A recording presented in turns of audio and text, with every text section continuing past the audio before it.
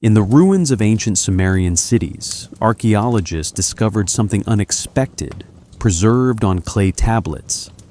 Not just accounts of kings and harvests, but detailed records of what divine beings ate for dinner. The Anunnaki, described in thousands of cuneiform texts as the great gods of the Mesopotamian world, apparently consumed barley bread, drank date beer, and required 2 meals daily, served by temple priests who recorded every loaf and every cup with the kind of precision that would make a modern accountant proud. The tablets survive, small rectangles of baked clay covered in wedge-shaped script, listing offerings down to the tiniest detail. Welcome. I'm really glad you're here, whether it's late evening where you are, or deep into those night hours when the mind naturally turns toward ancient mysteries. Thank you for choosing to spend this time exploring one of history's most fascinating questions, something that's captured the imagination of scholars and curious minds for over a century and a half since these texts were first deciphered. Here's what makes this so remarkable. When British archaeologist Austen Henry Layard and his colleagues began digging up Mesopotamian sites in the 1840s and 1850s, they found library after library of clay tablets, tens of thousands of them, stored in temple complexes and palace archives, accidentally baked hard enough by ancient fires to survive all those millennia. As scholars learned to read cuneiform script, those strange wedge marks pressed into clay before it dried, they discovered something they hadn't expected. Mixed in with grain tallies and trade agreements were mythological texts, ritual instructions, and incredibly detailed offering lists that described the care and feeding of gods. The mainstream view, built on careful linguistic analysis and cultural context, sees the Anunnaki as the divine pantheon of ancient Sumer, supernatural beings who governed cosmic forces and needed human service through temple ritual. They were gods in the traditional sense, immortal and powerful, their relationships with humanity following patterns we recognize from many ancient cultures. Alternative interpretations, which gained popularity in the 1970s and keep finding new audiences today, suggest something quite different. That these beings might have been misunderstood visitors, advanced entities whose capabilities were interpreted through the only framework ancient people had, the language of the divine. Both perspectives agree on one curious fact, though. The texts describe these beings in remarkably concrete, almost mundane terms. They didn't transcend physical needs. They ate, they drank, they wore clothing that needed washing. They lived in houses that required upkeep. The tablets record what they consumed, when they consumed it, who prepared it, and what happened to the food afterward. We're not here tonight to settle debates or declare one view correct. That's not our goal. We're here to explore what the Sumerians themselves actually wrote, what those clay tablets actually say when you translate them carefully from the original cuneiform. We're here to wonder together about a civilization that kept such careful records of divine appetites, that organized entire temple economies around the feeding schedule of beings they called the Anunnaki, which translates literally as those who from heaven to earth came. Take a breath. Let yourself settle a bit more into wherever you're resting.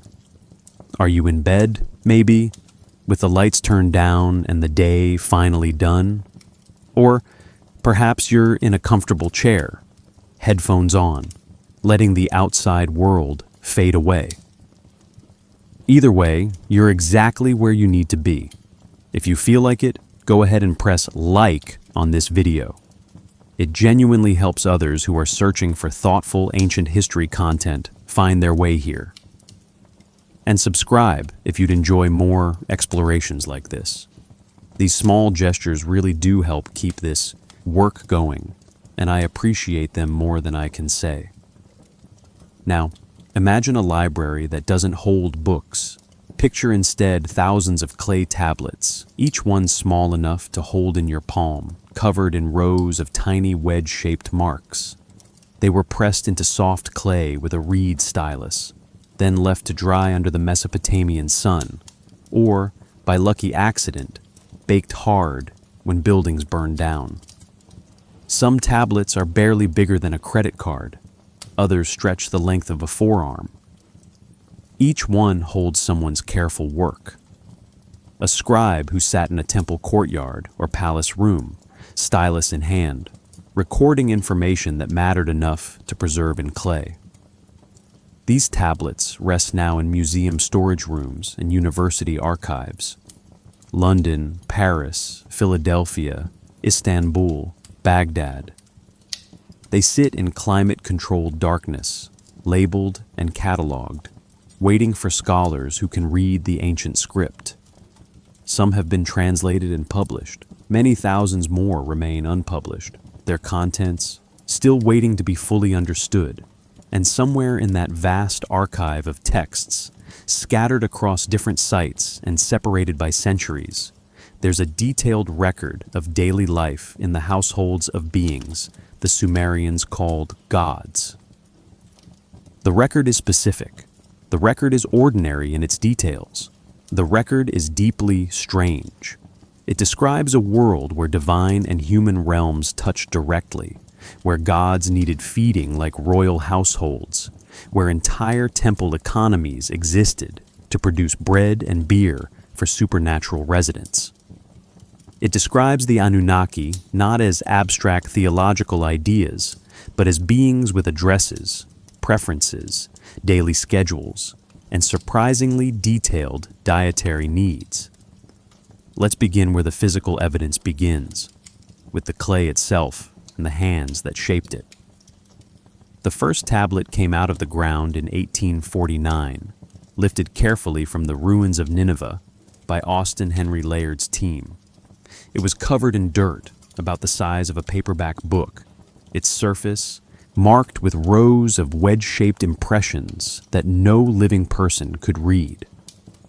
Within a decade, thousands more emerged from tells across Mesopotamia, those artificial hills built up over millennia as mud brick cities collapsed and rebuilt on their own ruins. The tablets had been sleeping there since the cities fell, some for more than 4,000 years. Clay was everywhere in southern Mesopotamia. The land between the Tigris and Euphrates rivers carried fine alluvial silt, deposited by annual floods, perfect for forming into bricks or tablets.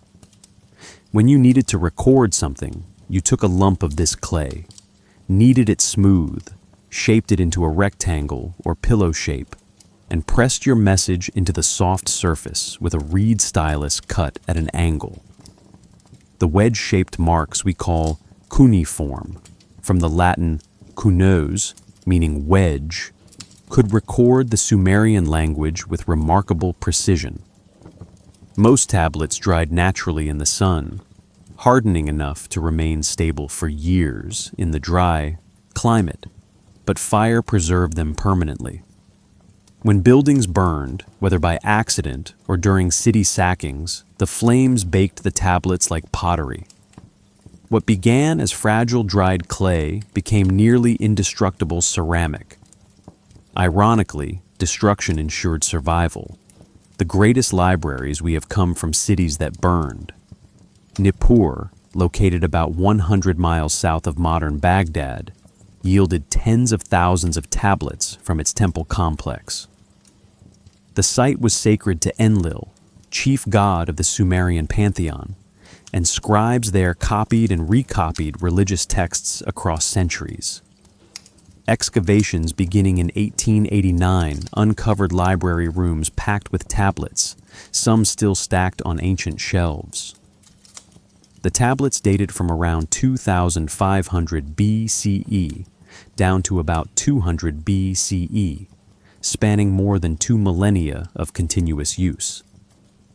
At Ur, the ziggurat city where Abraham reportedly lived according to biblical tradition, Archaeologist Leonard Woolley discovered royal tombs in the 1920s and 30s. Alongside golden treasures and musical instruments, he found administrative archives. These tablets recorded the daily business of temple management, receipts for grain, beer, textiles, livestock. They documented offerings made to the city's patron deity, Nana, the moon god, listing quantities with accounting precision. 3 ban of bread, 2 selah of beer, 1 sheep without blemish. Uruk, possibly the world's first true city with a population reaching 50,000 by 3000 BCE, provided some of the earliest writing ever discovered.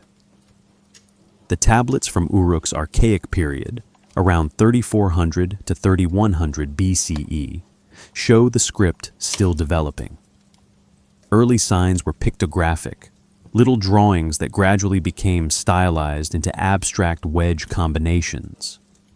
Even these earliest tablets included temple accounts, records of grain stored, beer distributed, offerings made to Inanna, the goddess of love and war who ruled the city. The physical tablets vary considerably in size and shape. School exercises, where student scribes practice their signs, might be small enough to fit in your pocket. Royal inscriptions commemorating military victories could span multiple columns across a tablet the size of a laptop. Most administrative records were palm-sized rectangles, efficient for storage in baskets or on shelves. Temple libraries organized them by content, with colophons, ancient catalog entries, noting the title, the tablet's place in a series, and sometimes the scribe's name. Reading these tablets required years of training, both in ancient times and now. Cuneiform doesn't map neatly onto alphabetic writing. Signs can represent syllables, whole words, or determinatives that classify the following word without being pronounced.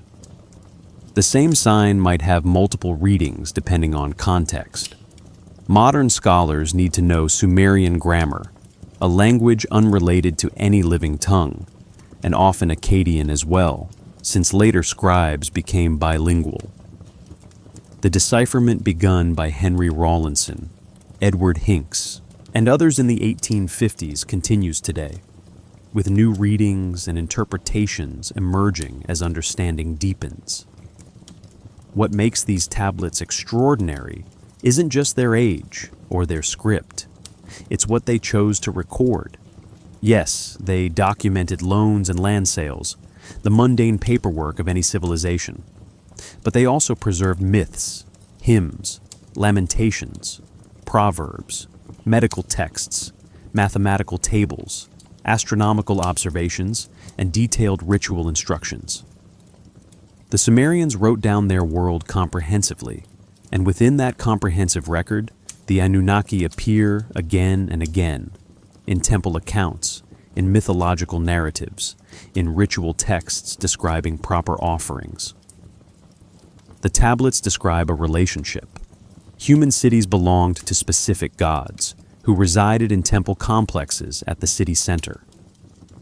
These weren't abstract deities dwelling in distant heavens. They lived locally, in their temples, represented by cult statues that required daily care. And the tablets documented that care with the same attention they gave to grain storage and silver weights. Some tablets still smell faintly of the earth they were buried in, a mineral scent mixed with age. When you hold one, and I've been privileged to hold a few in museum study rooms, it feels surprisingly weighty for its size, dense and cool. The impressions are crisp even after millennia, the stylus marks casting tiny shadows under angled light. Someone pressed these signs deliberately, carefully, knowing the information mattered enough to preserve. They couldn't have imagined their work would outlast their civilization by thousands of years, that people in a future they couldn't conceive would puzzle over their words, trying to understand what they believed about beings they called gods. The library beneath the sand wasn't one building, but hundreds, scattered across the Mesopotamian plain, each tell hiding its archive of baked clay. Together, they form a textual record unmatched in the ancient world, and, within that record, woven through administrative lists and mythological epics alike, runs a consistent thread: the presence of the Anunnaki and the human obligation to sustain them. The word Anunnaki appears in cuneiform as a combination of signs that Sumerian scribes pressed into clay thousands of times across centuries of record-keeping. When you break down the term linguistically, it reveals something about how the Sumerians understood these beings. The first element, Anu, refers to the sky god, the father deity who ruled from the heavens. The suffix naki, or nake for ne, indicates descent or belonging, essentially those of Anu, or the offspring of heaven. In cuneiform writing, the signs don't look like letters. Each one is a pattern of wedges, combinations of vertical, horizontal, and angled impressions made by pressing a cut reed into soft clay at different angles. The sign for An, or Anu, is also the sign for heaven or sky. A simple star-like pattern that the earliest scribes drew pictographically and later generations stylized into wedges. When scribes wanted to indicate the divine determinative, a marker showing that what followed was a god's name, they used this same sign without pronouncing it. The term appears most frequently in religious texts, temple hymns, ritual instructions, and mythological narratives. In administrative documents, you're more likely to see specific god names: Enlil, Enki, Inanna. But in texts dealing with cosmic matters or the assembly of gods, Anunnaki emerges as a collective term. Sometimes it seems to mean all the gods. Other times it appears to indicate a specific group, distinguished from the Igigi, another category of divine beings often associated with heaven, while the Anunnaki connect more with earth and the underworld. Scholars have debated the exact meaning and scope of the term since cuneiform was first deciphered. Does it refer to the great gods only, the major deities who shaped cosmic decisions? Or does it include the full pantheon, all divine beings? The texts themselves aren't entirely consistent, which probably reflects natural variation in how the term was used across different time periods and different cities. Language evolves, meanings shift, and Sumerian civilization lasted well over 1,000 years before being absorbed into Akkadian-speaking cultures. During the early dynastic period, roughly 2900 to 2350 BCE, the term appears less frequently than in later texts. As cuneiform writing became more sophisticated and literary traditions developed, scribes used Anunnaki more regularly to describe the divine assembly, that council of gods who made decisions affecting heaven, earth, and humanity. By the Old Babylonian period, around 2000 to 1600 BCE, the term had become standard in mythological literature, appearing in texts like the Atrahasis epic and the Enuma Elish, the Babylonian creation myth. In the Atrahasis epic, one of the most important texts for understanding Mesopotamian views of divine human relationships, the Anunnaki appear as gods who originally had to work for their own sustenance. They dug canals, maintained irrigation systems, produced their own food. The text describes this as exhausting, unsustainable labor that the gods resented. Their solution: create humans to take over the work. Humans were fashioned, according to this narrative, specifically to serve the gods by maintaining the earthly realm and providing offerings. The creation account in Atrahasis is remarkably detailed and pragmatic. It describes the minor gods, the Igigi, complaining about their workload and eventually going on strike. The great gods, the Anunnaki, respond by creating humans from clay mixed with the blood of a slain god. This gives humans both physical form and a divine spark, intelligence and capacity for skilled labor. The first humans are assigned immediately to the work the gods had been doing: agriculture, irrigation, construction, and to the preparation of offerings. This narrative framework makes the abundant temple records suddenly coherent. If gods created humans to serve them, then of course human civilization would organize around that service. Temples become the natural center of cities, the place where humans fulfill their created purpose.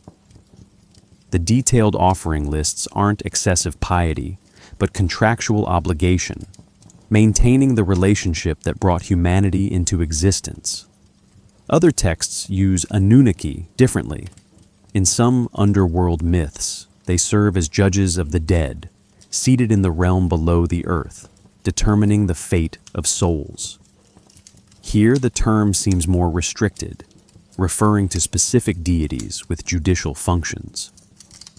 In astronomical texts, which Mesopotamian scholars developed with impressive precision, the term sometimes appears in connection with stars and constellations, suggesting cosmic roles beyond earthly concerns. The linguistic evolution tells its own story.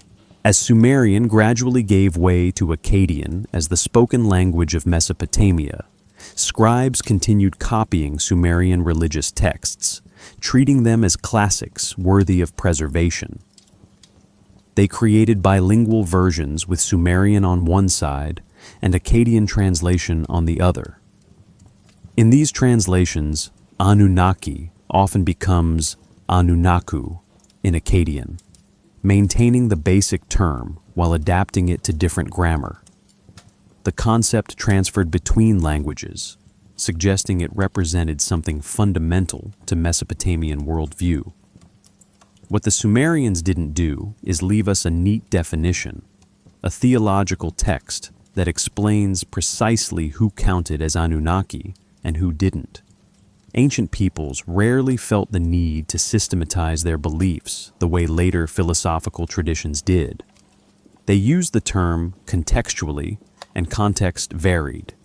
Sometimes it meant the great gods collectively.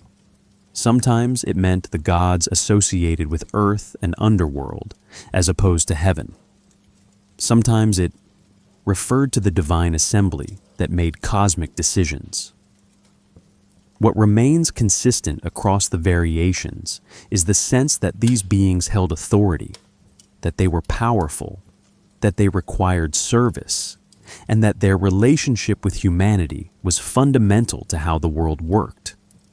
The tablets preserve the word, the context of its use, the stories surrounding it, and from these fragments we piece together understanding. The clay signs spell out Anunnaki across thousands of tablets, pressed by hundreds of scribes, copied and recopied across generations. Each impression of the stylus represented someone who believed these beings mattered, who considered knowledge about them worth preserving, who participated in a culture where divine presence was assumed and divine needs were central to civilized life.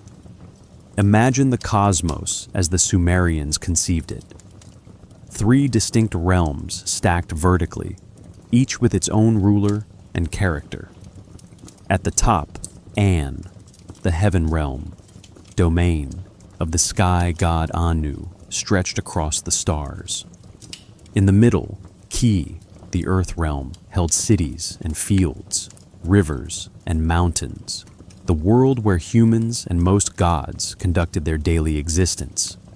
Below, the Abzu, the freshwater ocean beneath the earth, served as both source of springs and rivers, and as a mysterious realm of wisdom, ruled by the god Enki. This wasn't metaphorical geography. The Sumerians understood it as literal cosmic structure, the way things actually were.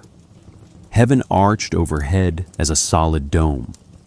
Earth floated like a disk on the waters below. The Abzu, that subterranean freshwater sea, fed the Tigris and Euphrates through underground channels, making agriculture possible in an otherwise arid land. Each realm had its character, its resources, its divine inhabitants. Anu, the sky god, ruled from heaven but appears relatively distant in most texts. He's the father figure, the ultimate authority, but he delegates actual governance to his children. When councils convene and decisions get made, Anu might preside, but active management falls to others, particularly to Enlil, the storm god, king of the gods, lord of the atmosphere between heaven and earth. Enlil's temple stood at Nippur, the religious center of Sumer, and his power was immense and sometimes terrifying. He controlled the winds and storms, the rains that brought life, or their absence that brought famine. Hymns describe him as the one who pronounces destinies, whose word determines the fate of cities and kings. When Enlil speaks in the divine assembly, others listen. His temple complex at Nippur, the Ekur, literally mountain house, served as a meeting place for the gods.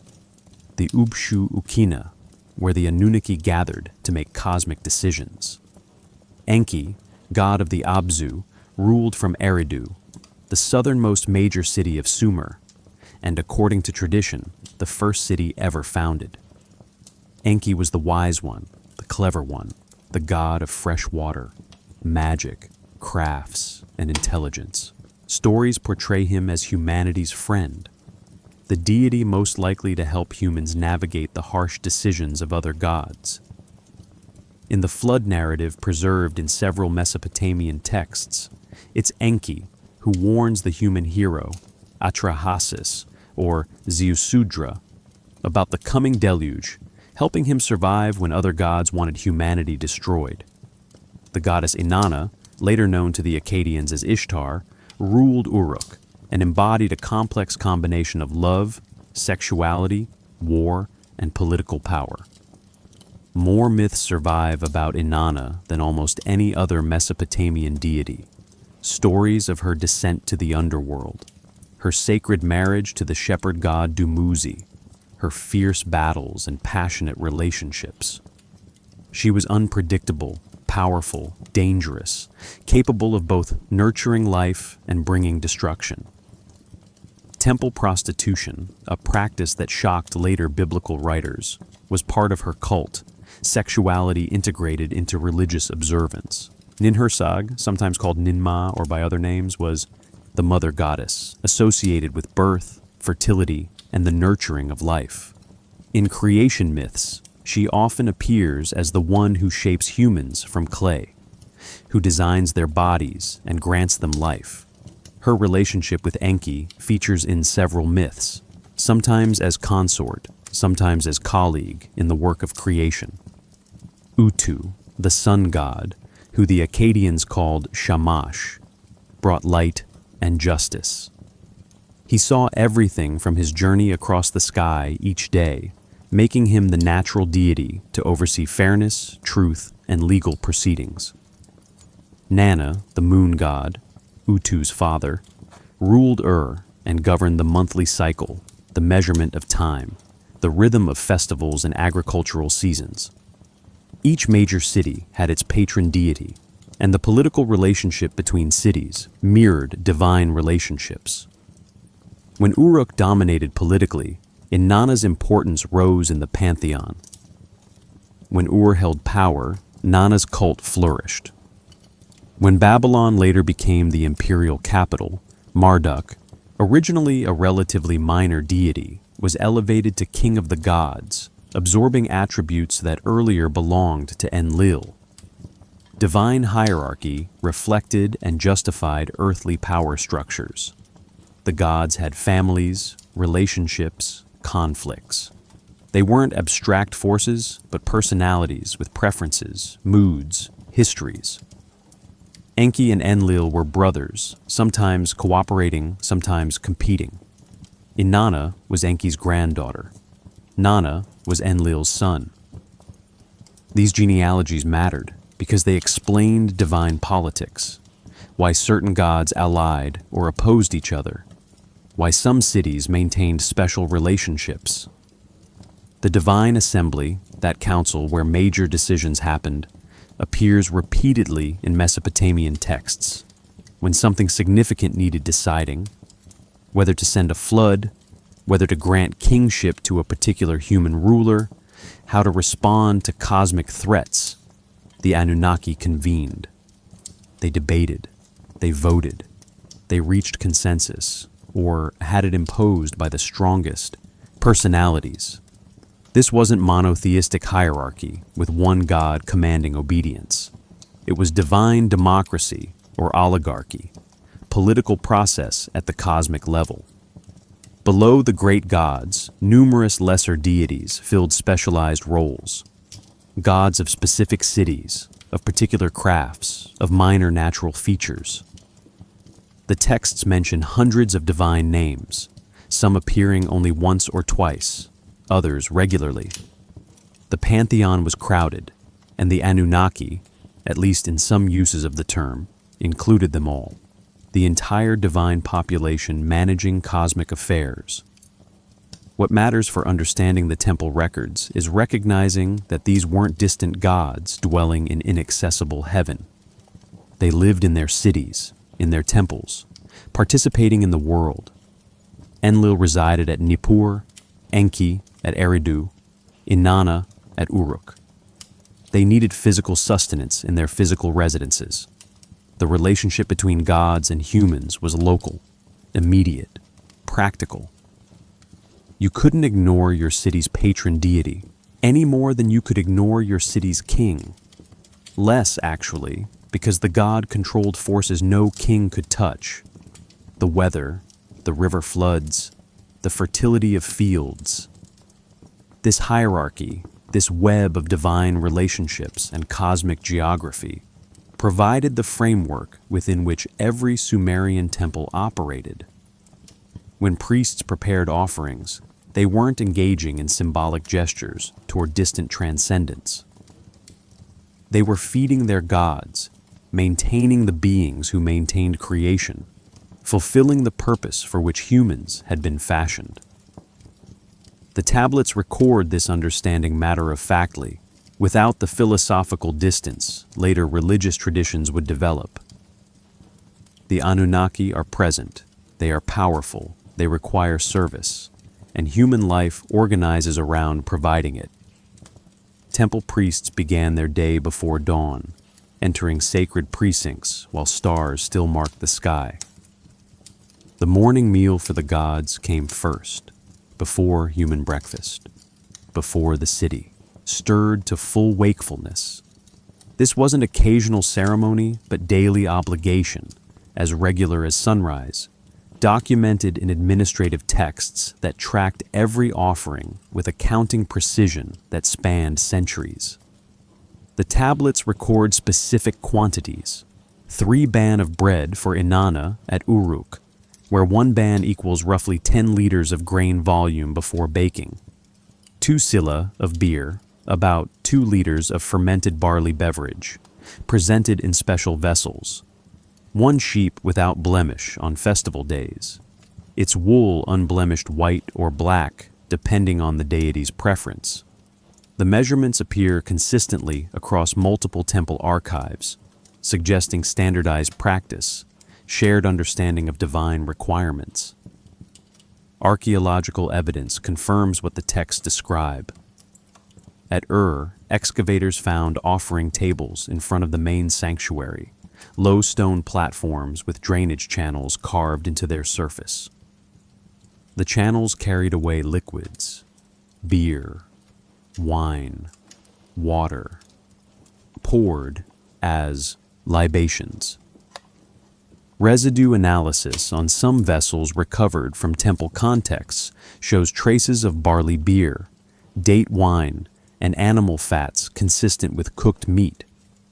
The physical remains match the textual records, two types of evidence converging on the same practices.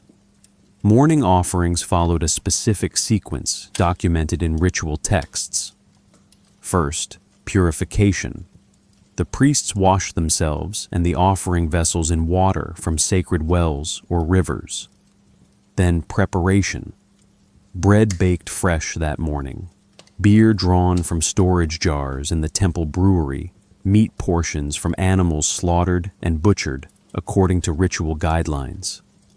Finally, presentation. The offerings placed before the deity's statue, which resided in the innermost chamber of the temple, the Holy of Holies, where only the highest-ranking priests could enter. The deity's statue wasn't considered a representation of the god. It was understood as the god's physical presence, the body through which the divine being inhabited the earthly realm, crafted from precious materials, wood overlaid with gold, eyes of lapis lazuli, clothing of finest linen. The statue received the same care a living person of highest status would receive.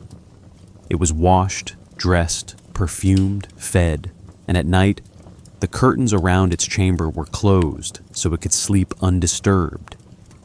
Evening offerings mirrored the morning routine. Again, bread, beer, and on some days meat. The quantities might vary slightly, but the pattern held constant. 2 meals daily, prepared and presented with careful attention to purity and proper procedure.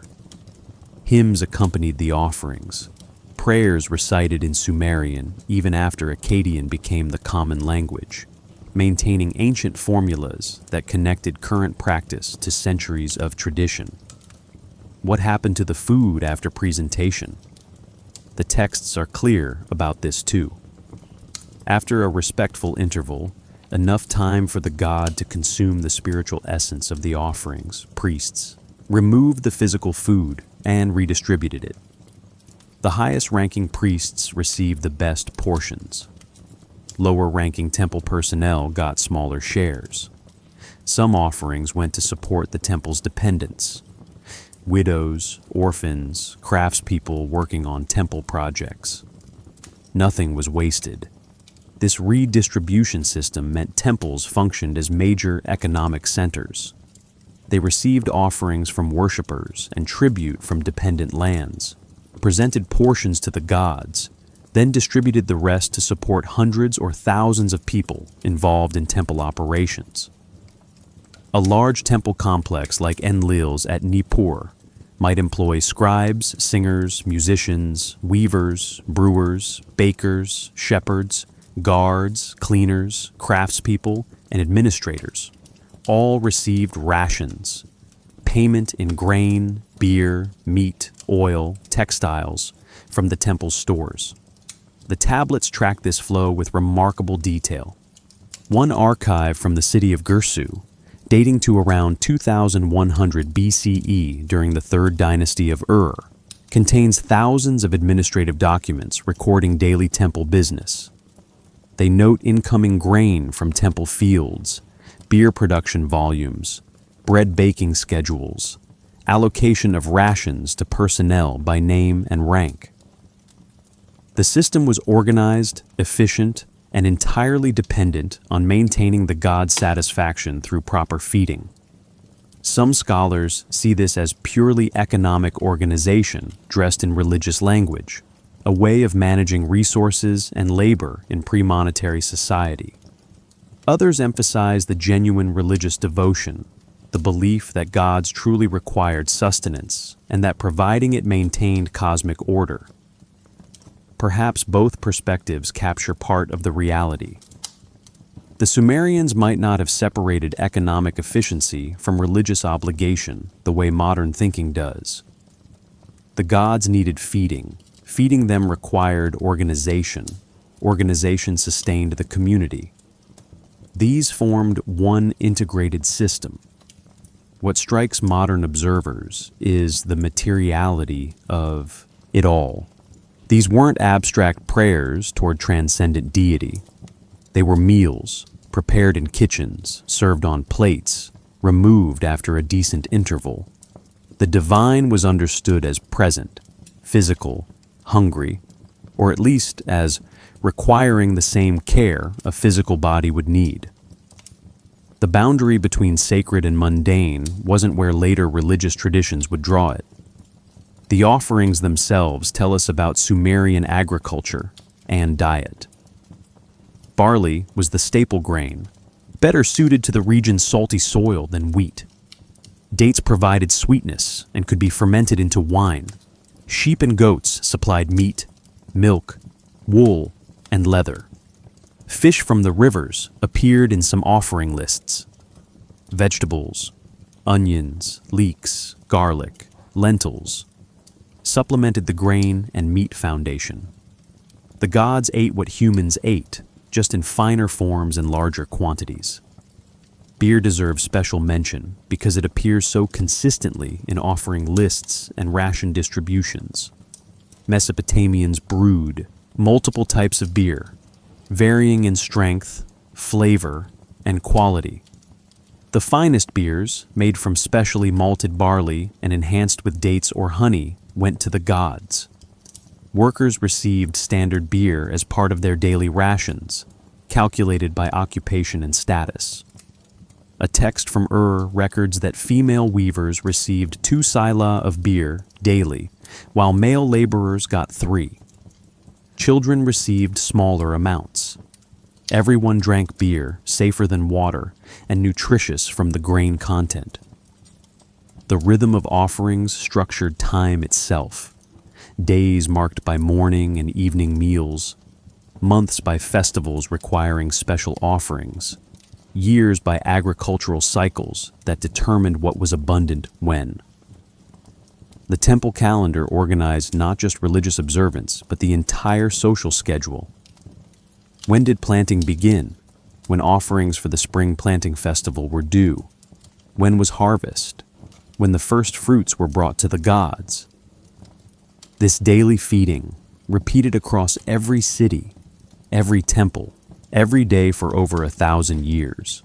It represents an enormous investment of resources and labor into maintaining divine presence. It reveals a civilization that placed relationship with the Anunnaki at the absolute center of organized life, that considered no expense too great, no attention to detail excessive, when it came to properly caring for the beings they understood as governors of reality itself. Beer wasn't just a beverage in ancient Sumer.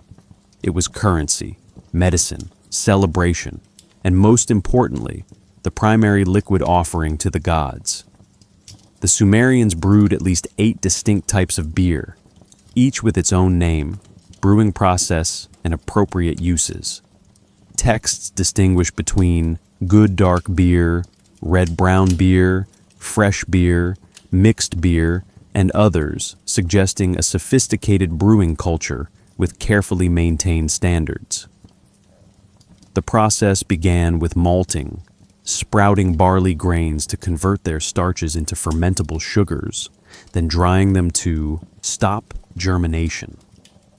Workers ground the malted barley into coarse meal, mixed it with water, and baked it into beer bread, partially cooked loaves that would be broken up and added to fermentation vessels.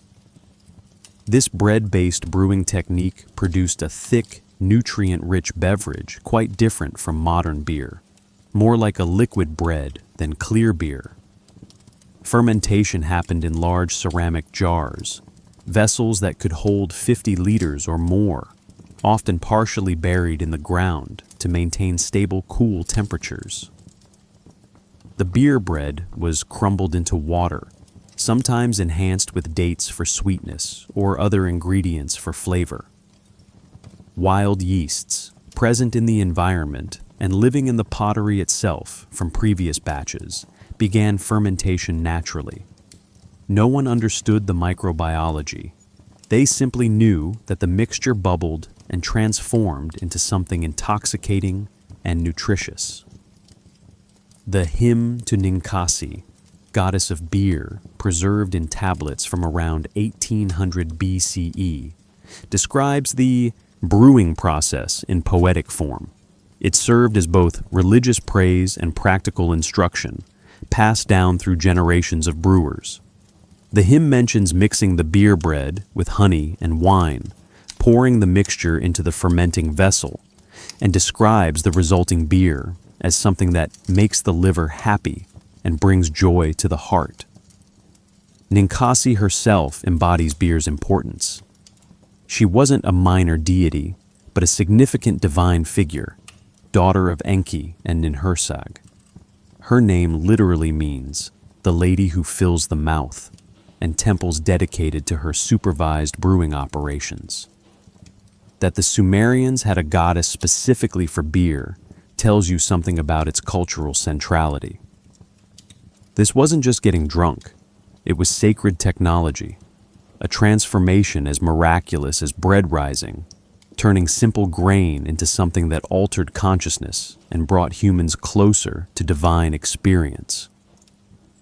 Temple breweries operated on industrial scales.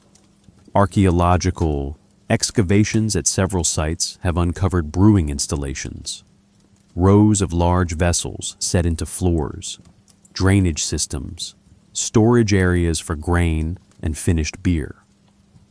At excavators found a brewery complex attached to the temple precinct, capable of producing thousands of liters of beer monthly. The operation required specialized workers, maltsters who sprouted and dried the grain, brewers who managed fermentation, laborers who transported ingredients and finished product. One particular discovery from illustrates the scale beautifully. In 1927, excavators working in the temple quarter uncovered a storeroom sealed when the building collapsed around 2000 BCE. Inside sat dozens of beer jars, still sealed with clay stoppers marked with cylinder seal impressions showing which batch they belonged to and when they were filled. The jars had been arranged neatly on shelves, part of the temple's regular inventory. The lead excavator, Leonard Woolley, noted in his expedition diary that the storeroom's organization impressed him as much as grander discoveries. Here was evidence of careful management, systematic record-keeping, and practical planning that supported religious operations. The seal impressions on the stoppers matched references in administrative tablets found elsewhere in the complex, allowing archaeologists to cross-reference physical artifacts with written records, confirming dates and responsible officials.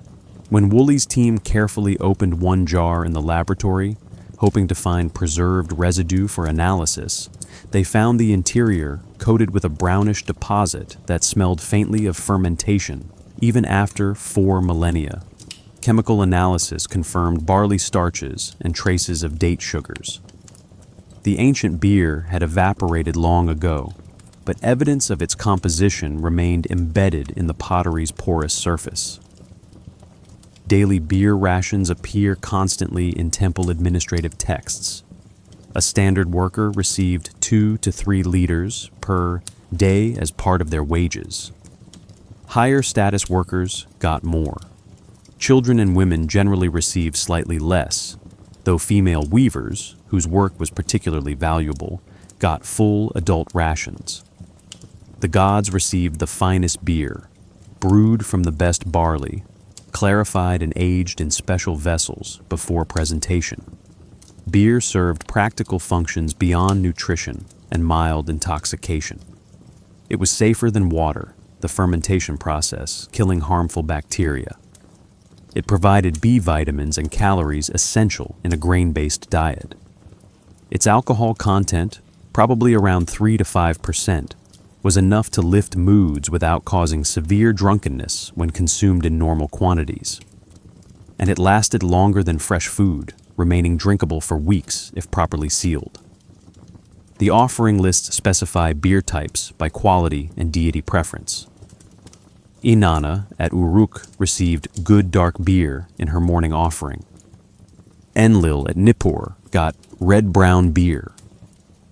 The moon god Nana preferred mixed beer, possibly a blend, of styles or beer mixed with date wine. These preferences appear consistently across multiple texts, suggesting they represented genuine tradition, not random variation.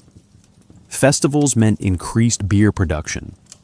The New Year festival, Akitu, required enormous quantities. Thousands of liters distributed to participants, poured as libations, presented to multiple deities across 12 days of celebration. Temple brewers began extra production weeks in advance, filling storage rooms with sealed jars, calculating quantities needed based on expected attendance. The administrative tablets tracking this preparation show careful planning and precise execution. Beer also appeared in medical texts, used as solvent for herbal medicines, and apparently believed to have healing properties itself. One medical tablet prescribes beer mixed with specific plants for digestive complaints. Another recommends good dark beer for patients recovering from illness, the calories and nutrients aiding recovery. What's remarkable is how seriously the Sumerians took brewing quality. They had inspectors, standards, regulations about proper ingredients and processes. A fragment of a law code mentions penalties for tavern keepers who watered down beer or used false measures. Even in a time we might consider primitive, they maintained quality control for a product that was simultaneously drink, food, currency, and sacred offering.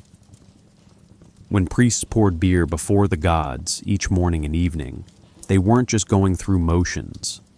They were offering something their culture valued highly, something that required skill and resources to produce, something that connected agriculture to transformation, grain to transcendence, human labor to divine satisfaction. The beer flowed from temple breweries to divine statues to redistribution networks, a golden brown thread binding together the economic, social, and religious fabric of Sumerian civilization. Bread was even more central than beer, if that's possible, to both human diet and divine offerings. Cuneiform texts distinguish between at least 15 varieties of bread, each with specific names, shapes, and uses. Some breads were thin and crispy, others thick and dense. Some incorporated dates or honey, others remained plain. Some were baked in specific shapes, rounds, cones, crescents, that might have carried symbolic meaning or simply practical advantages for different uses. The basic process was straightforward but labor-intensive. Workers ground grain between stones, producing flour of varying fineness depending on how long they worked and how fine the stones were. Coarse grinding left bits of bran and germ, producing nutritious but heavy bread.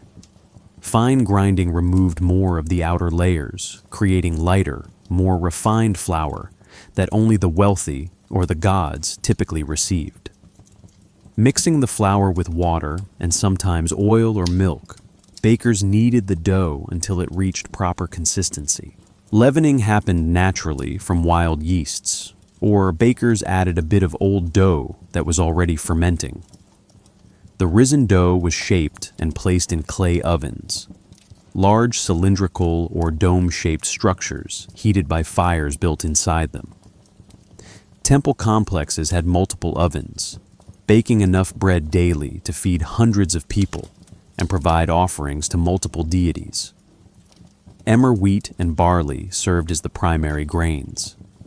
Emmer, an ancient wheat variety with tough hulls that required significant processing, had been cultivated in the region since the Neolithic period.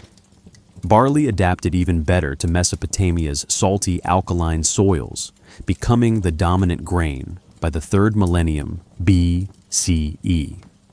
Both produced nutritious flour, though their flavors and textures differed significantly. Archaeological evidence of bread comes in several forms. Carbonized bread loaves occasionally survive in contexts where fire baked them to charcoal before they could completely burn, ironically, preserving them through near destruction. These loaves, found at Ur, Nippur, and other sites, show the actual shapes and sizes Sumerians produced. Some are flat rounds, about 15 centimeters across. Others are thick cones or cylinders that would have been broken apart to share. The granaries tell their own story about the scale of bread production. At Nippur, excavators found massive storage facilities capable of holding hundreds of tons of grain. The structures had thick mud brick walls, small high windows for ventilation, and raised floors to protect grain from moisture and pests.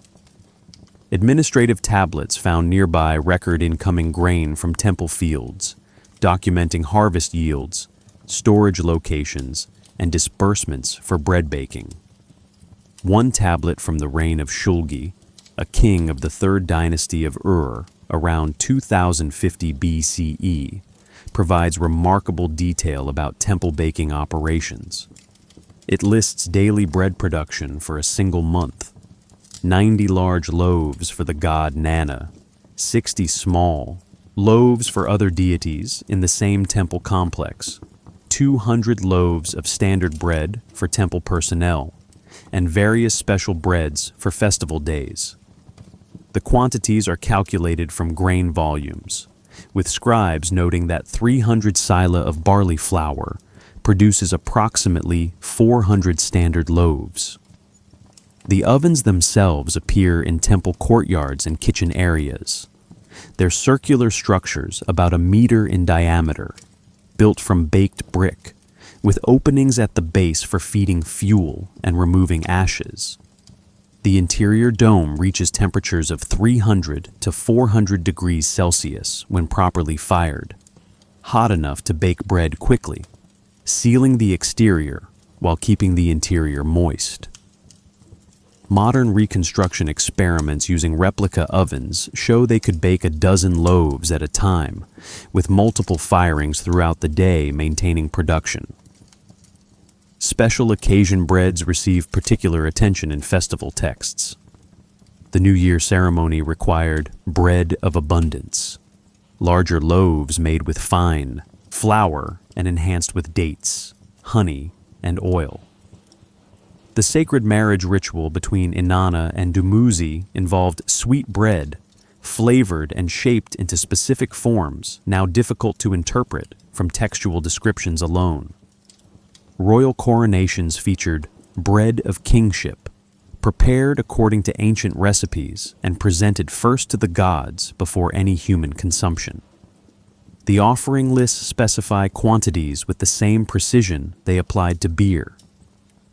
3 ban of bread appears repeatedly, where 1 ban equals about 10 liters of grain before milling and baking.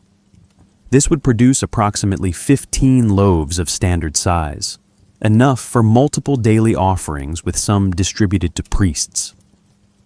Larger temples serving major deities required correspondingly larger quantities, sometimes measured in aiku, a unit representing about 100 liters of grain. Grain storage raised significant challenges in the hot, humid climate. Without proper management, grain attracted insects, developed mold, or simply spoiled from heat and moisture. Temple administrators tracked storage carefully, rotating stock, checking for pests, ventilating storage areas during dry weather. Fumigation with aromatic substances, cedar, juniper, helped control insects while adding pleasant scent. The tablets record these maintenance activities, showing systematic care that protected valuable resources. The connection between agriculture, bread, and divine satisfaction appears constantly in religious texts. Hymns praise gods for providing rain, fertile soil, and successful harvests. In return, humans offer back the first fruits, the best grain, transformed through human labor into bread worthy of divine consumption. This cycle, divine blessing enabling agriculture, agricultural surplus supporting temples, temple offerings maintaining divine favor, formed the economic and spiritual foundation of Sumerian civilization. Bread also appears in mythological contexts, sometimes representing life itself or the civilized state distinguishing humans from animals. In the Epic of Gilgamesh, when the wild man Enkidu is civilized, he learns to eat bread and drink beer, specifically marking his transformation from natural to cultural being. Bread isn't just food, it's a symbol of human achievement, the transformation of wild grass seeds into sustenance through knowledge, labor, and fire. When priests placed bread before the gods each morning, they were offering literal sustenance, economic value, human labor, agricultural success, and cultural achievement, all compressed into baked loaves. The bread carried meaning far beyond its caloric content, representing the full relationship between humans and the divine beings they served. The crumbs of ancient bread, carbonized and preserved, rest now in museum collections, labeled and stored alongside the tablets that describe their ritual context. Touch one of these fragments, if you ever have the chance, and you're touching something that once represented the connection between earth and heaven, between human hands and divine mouths, between cultivation and offering, between survival and transcendence. Picture a temple at dawn, its mud brick walls still cool from the night, the first light touching the ziggurat-stepped terraces. Inside, the daily machinery of divine care was already in motion, an operation that functioned like a wealthy household managing an estate, except the master of this house was understood to be literally divine. The temple staff hierarchy mirrored royal palace organization. At the top stood the high priest, often appointed by the king or holding hereditary position, who managed overall operations and performed the most sacred rituals. Below him, specialized priests handled different aspects of temple service. Some focused on offerings, others on music and hymns, still others on maintaining the sacred spaces and objects. Scribes tracked everything, their tablets documenting personnel, inventory, incoming tribute, and outgoing distributions. Administrative texts from Ur's Temple of Nana, dating to around 2100 BCE, list staff positions with remarkable specificity. There were purification priests who handled ritual cleansing, incantation priests who recited the proper formulas, singers who performed hymns at specific times, lamenters whose job involved ritual mourning on appropriate occasions. Female personnel included weavers producing textiles for divine clothing, Naditu priestesses who lived in temple precincts under vows, and musicians skilled with harps, lyres, and drums. Guards protected the temple complex, especially at night and during festivals when valuable objects were displayed. Craftspeople worked in temple workshops, producing furniture, vessels, statues, jewelry, and other items needed for divine service. Farmers cultivated temple lands, shepherds tended temple flocks, and fishers brought their catches to temple storehouses. The operation employed hundreds of people in large cities, thousands for major cult centers like Nippur. The deity's statue occupied the innermost chamber, the Holy of Holies accessible only to the highest-ranking priests. This room, called the Giparu in some texts, was furnished like a bedroom, a bed for the god to rest upon, chairs or thrones, tables for placing offerings, chests containing clothing and jewelry. Lamps burned continuously, fueled by sesame oil, their flickering light the only illumination in the windowless space. Each morning, the high priest or designated representative entered this chamber before dawn to awaken the deity. Ritual texts describe the procedure: opening the curtains drawn around the statue at night, greeting the god with prayers, presenting water for washing, offering fresh clothing. The statue was literally dressed daily. Its garments changed like those of a living person, with fine linen or wool textiles produced in temple workshops specifically for this purpose. Textile inventories survive from several temples, listing garments by type, size, quality, and designated use. The goddess Inanna at Uruk owned multiple wardrobes: everyday clothing for regular days, special garments for festivals, ceremonial robes for specific rituals. Some garments were plain linen, others decorated with embroidery, woven patterns, or applied decorations of gold and silver. One inventory from Ur lists a single robe as containing 2 minas of gold thread, roughly 1 kilogram of gold worked into the textile. The morning offering followed the dressing ceremony. Bread fresh from the temple ovens, beer drawn from storage jars, sometimes meat from animals slaughtered earlier that morning, according to purity regulations. These were arranged on offering tables, presented with prayers and hymns, and left for a respectful interval, while incense burned, filling the chamber with aromatic smoke. The thick mud brick walls kept the interior cool even in summer heat, creating an atmosphere distinct from the world outside.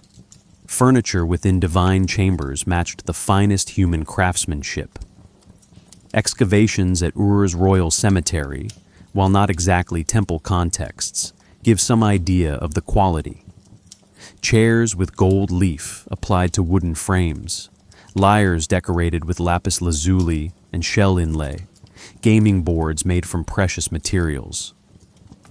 Temple inventories describe similar objects, sometimes in even grander terms. One text mentions a throne for Enlil, made from cedar wood overlaid with gold, its legs shaped like lion's paws, the backrest inlaid with lapis from Afghanistan and carnelian from India.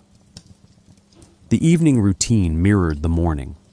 Lamps were refilled and relit if necessary. Fresh offerings replaced those from the morning, or sometimes the morning offerings were removed and evening ones presented. The statue was attended to, perhaps with perfumed oils applied, before the curtains were drawn closed again for the night. Temple personnel retired to their quarters, though guards remained on duty, and the complex settled into darkness. This daily cycle repeated endlessly, year after year, century after century. Dynasties rose and fell, kings came and went, but the temple schedule remained constant. Maintaining that constancy was itself an act of devotion, a way of ensuring cosmic stability. If the gods were properly cared for, if their needs were met without fail, then perhaps they would continue maintaining the order of reality, sending rains, controlling floods, granting fertility to fields and flocks. The economic reality underneath the religious devotion was substantial. Supporting this operation required agricultural surplus, organized labor, accounting systems, and administrative oversight. The temples owned vast estates, fields stretching for miles around the city, pastures for sheep and cattle, date palm groves, fishing rights along river channels. These resources flowed into the temple as tribute, were processed by temple workers, and were redistributed according to complex hierarchies of status and need. Yet to focus solely on economics misses something essential. The people involved believed in what they were doing. The tablets occasionally preserve prayers that feel genuinely personal, hymns expressing real devotion, laments mourning divine displeasure with authentic grief. The system was both practical organization and sincere worship, both bureaucracy and devotion, and the Sumerians wouldn't have seen these as contradictory. The divine household functioned because hundreds of people woke each morning committed to its operation, because scribes tracked details others might consider trivial, because musicians practiced their instruments until hymns sounded worthy, because weavers created textiles beautiful enough for gods, because bakers baked bread with ingredients chosen for quality, not just quantity. Behind all this careful maintenance lay a question that the tablets don't directly answer, but that their very existence implies. What kind of beings were these Anunnaki, that they required such elaborate care? What was the nature of their presence in those innermost chambers, represented by statues, but understood as somehow more than representations? The text describe the rituals, list the offerings, name the personnel, but they don't explain the metaphysics, don't clarify exactly how divine and physical realms intersected in that Holy of Holies, where lamps burned and offerings were arranged before silent gold-covered faces. The lunar calendar governed Sumerian religious life, each month marked by specific festivals, but none compared to Akitu, the New Year celebration that transformed cities into centers of cosmic renewal. The festival lasted 12 days, beginning at the spring equinox, when day and night balanced equally, marking the agricultural year's start and the symbolic recreation of order from chaos. Preparations began weeks in advance. Temple administrators calculated supplies needed, thousands of loaves of bread, hundreds of beer jars, dozens of sheep and cattle for sacrifice, fresh dates and figs, incense, oils for lamps, garments for statues. Craftspeople repaired processional equipment. Musicians rehearsed the festival hymns. Priests reviewed ritual procedures, documented in texts passed down through generations. The first day opened with purification rituals. Temples were cleansed with water from sacred wells, fumigated with cedar and juniper smoke, swept clean of any impurity that might offend the gods. Statues received extra attention, washed, anointed with perfumed oils, dressed in their finest ceremonial robes. The city itself underwent cleaning. Citizens instructed to prepare their homes, clear debris from streets that would serve as processional routes. Day 4 marked a crucial turning point, at least in the Babylonian version of Akitu, which preserved and elaborated earlier Sumerian traditions. The high priest entered, Marduk's temple alone, prostrating himself before the god's statue, reciting a prayer that confessed failings and begged for divine favor in the coming year. This moment of humility from the culture's highest religious figure emphasized human dependence on divine goodwill, acknowledging that even perfect service couldn't guarantee blessing without the gods' freely given favor. Then came the ritual drama, a performance that enacted the creation story, showing how Marduk defeated Tiamat, the chaos dragon, and created ordered cosmos from her body.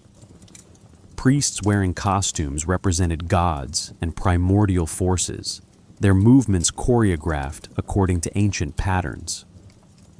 This wasn't theater for entertainment, but serious ritual, a symbolic reenactment that Mesopotamians believed helped maintain cosmic order, reminding the forces of chaos that order had prevailed and would prevail again.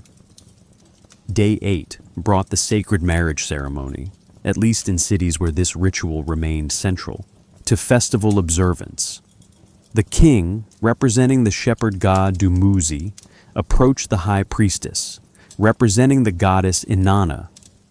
Their ritual union, performed in the temple's upper chambers, symbolized fertility, abundance, and the productive partnership between divine and earthly powers. Whether this involved actual sexual intercourse or remained symbolic has been debated by scholars for decades, the text being somewhat circumspect about precise details. In Uruk, during the late 3rd millennium BCE, the sacred marriage formed the centerpiece of Inanna's New Year festival. One year, probably around 2030 BCE, a king named Shusin participated in the ritual, an event we know about because commemorative hymns were written and preserved on clay tablets. The texts describe him approaching the temple at sunset, climbing the ziggurat's terraces, entering the chamber where the priestess waited. The hymn puts words in Inanna's mouth, praising the king's appearance, comparing him to the moon god in beauty, welcoming him to her bed. It describes their union in poetic terms that are simultaneously erotic and theological, emphasizing fertility, abundance, the blessing of flocks and fields. After their night together, the text says, the king emerged at dawn to receive the goddess's blessing, her promise of prosperity for his reign and abundance for the land. Whether Shusin experienced this as religious duty, political theater, or genuine spiritual encounter, we can't know. The hymn suggests he approached it seriously, preparing through days of purification, understanding that his performance represented something larger than himself, that in some sense he was mediating between human and divine realms, his body becoming the vessel through which blessing flowed to the entire kingdom. The great procession happened on day 9 or 10, depending on the city's specific traditions. The deity's statue was carried from the temple through streets lined with citizens, traveling to a sacred garden or special chapel outside the city walls. Musicians led the way, playing harps, lyres, drums, and cymbals. Singers chanted hymns. Priests carried offering vessels. The king, if present, walked in honored position near the statue. Imagine standing in those crowds, thousands of people gathered to witness divine presence moving through their city. The statue, carried on a portable throne by designated bearers, would have been magnificent. Gold gleaming in sunlight, lapis lazuli eyes seeming to watch the crowds, fine garments shifting with the carrier's movements. The procession moved slowly, stopping at designated stations for offerings and prayers, the entire journey taking hours. Outside the city, at the sacred garden or special sanctuary, priests performed additional rituals whose details varied by location and deity. Some involved making offerings to underground springs, acknowledging the Abzu's role in fertility. Others included astronomical observations, aligning the festival calendar with actual celestial cycles.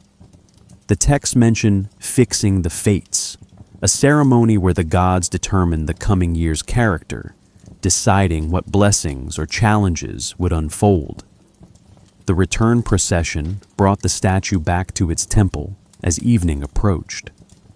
The entire city would have been transformed during these days. Normal work suspended, shops closed, the usual routines replaced by festival activities. People feasted on portions from sacrifices, drank extra beer rations, participated in communal celebrations that bonded them together and to their city's patron deity.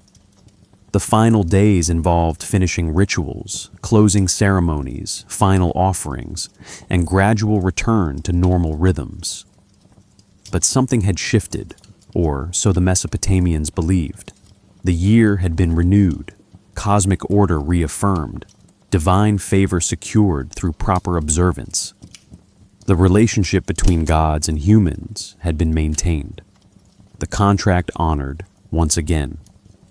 The economic impact was enormous. Festivals redistributed wealth, allowing ordinary citizens to consume meat and fine beer they couldn't normally afford. They created work for musicians, craftspeople, and laborers hired for special projects. They reinforced social hierarchies while also creating moments of communal participation that crossed class boundaries. Yet reducing festivals to economics or social control misses their experiential power.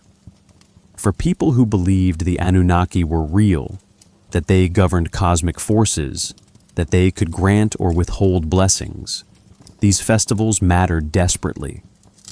Performing them correctly wasn't optional but essential to survival. The feasting, the processions, the ritual dramas. These created experiences of meaning, moments when the cosmic order became visible and participatory rather than abstract. Blood flowed in temple courtyards, not constantly but regularly, part of the cycle of offerings that sustained divine households.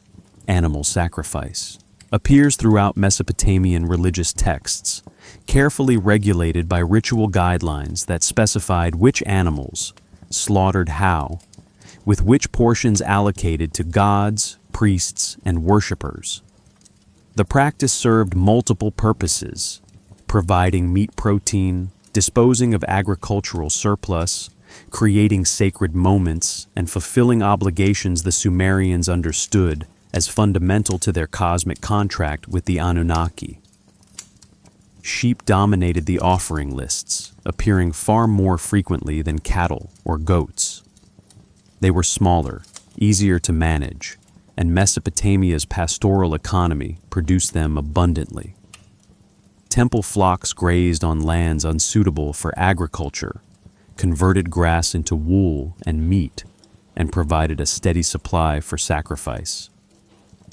Administrative texts from Lagash record temple ownership of flocks numbering in the thousands, managed by specialized shepherds who answered to temple administrators. The texts specify qualities required for sacrifice.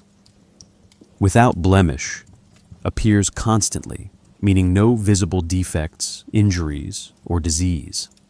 Color sometimes mattered. White sheep for some deities, black for others, brown acceptable for certain occasions.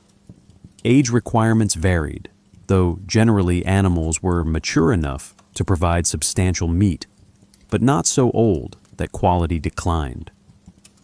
One ritual text specifies a sheep of 2 years, perfect in form, its wool unshorn, suggesting the wool itself held value that sacrifice would dedicate to divine purposes. Cattle sacrifices happened less frequently, reserved for major festivals or special occasions. A bull represented significant wealth, more than most ordinary families could afford to sacrifice. When kings sponsored great offerings, texts record dozens of cattle slaughtered, demonstrating royal generosity and divine favor. The bull's size meant one animal provided meat for hundreds of people, making cattle sacrifice particularly effective for large public festivals. Goats appear in offering lists, regularly but less prominently than sheep. Mesopotamian ecology suited goats well, their browsing habits allowing them to thrive where sheep might struggle. Young goats, kids, were considered delicacies, their meat tender and flavorful. Some texts mention fat-tailed sheep, a breed whose tails accumulate significant fat deposits, prized for cooking and considered particularly pleasing to gods. Birds also served as offerings, especially doves and pigeons. They required less wealth to obtain, making them accessible to worshippers of modest means, who still wanted to present something to the deity. Bird offerings appear frequently in texts as personal devotions, rather than temple-sponsored state rituals. One text from lists monthly offerings from individual citizens, dozens of people bringing a dove or pair of pigeons to fulfill vows. The actual slaughter followed specific procedures, though details remain somewhat unclear from surviving texts. Priests trained in butchering performed the act using sharp bronze or copper knives. The animal's throat was cut, allowing blood to drain. Blood that was sacred, belonging to the gods, not to be consumed by humans. Some blood was collected for sprinkling on altars or doorposts, a purifying agent in many rituals. The rest drained away through channels carved into stone platforms, carrying it to drains or designated disposal areas. Butchering happened efficiently, priests skilled from long practice. The hide was removed, valuable for leather production. Organs were extracted.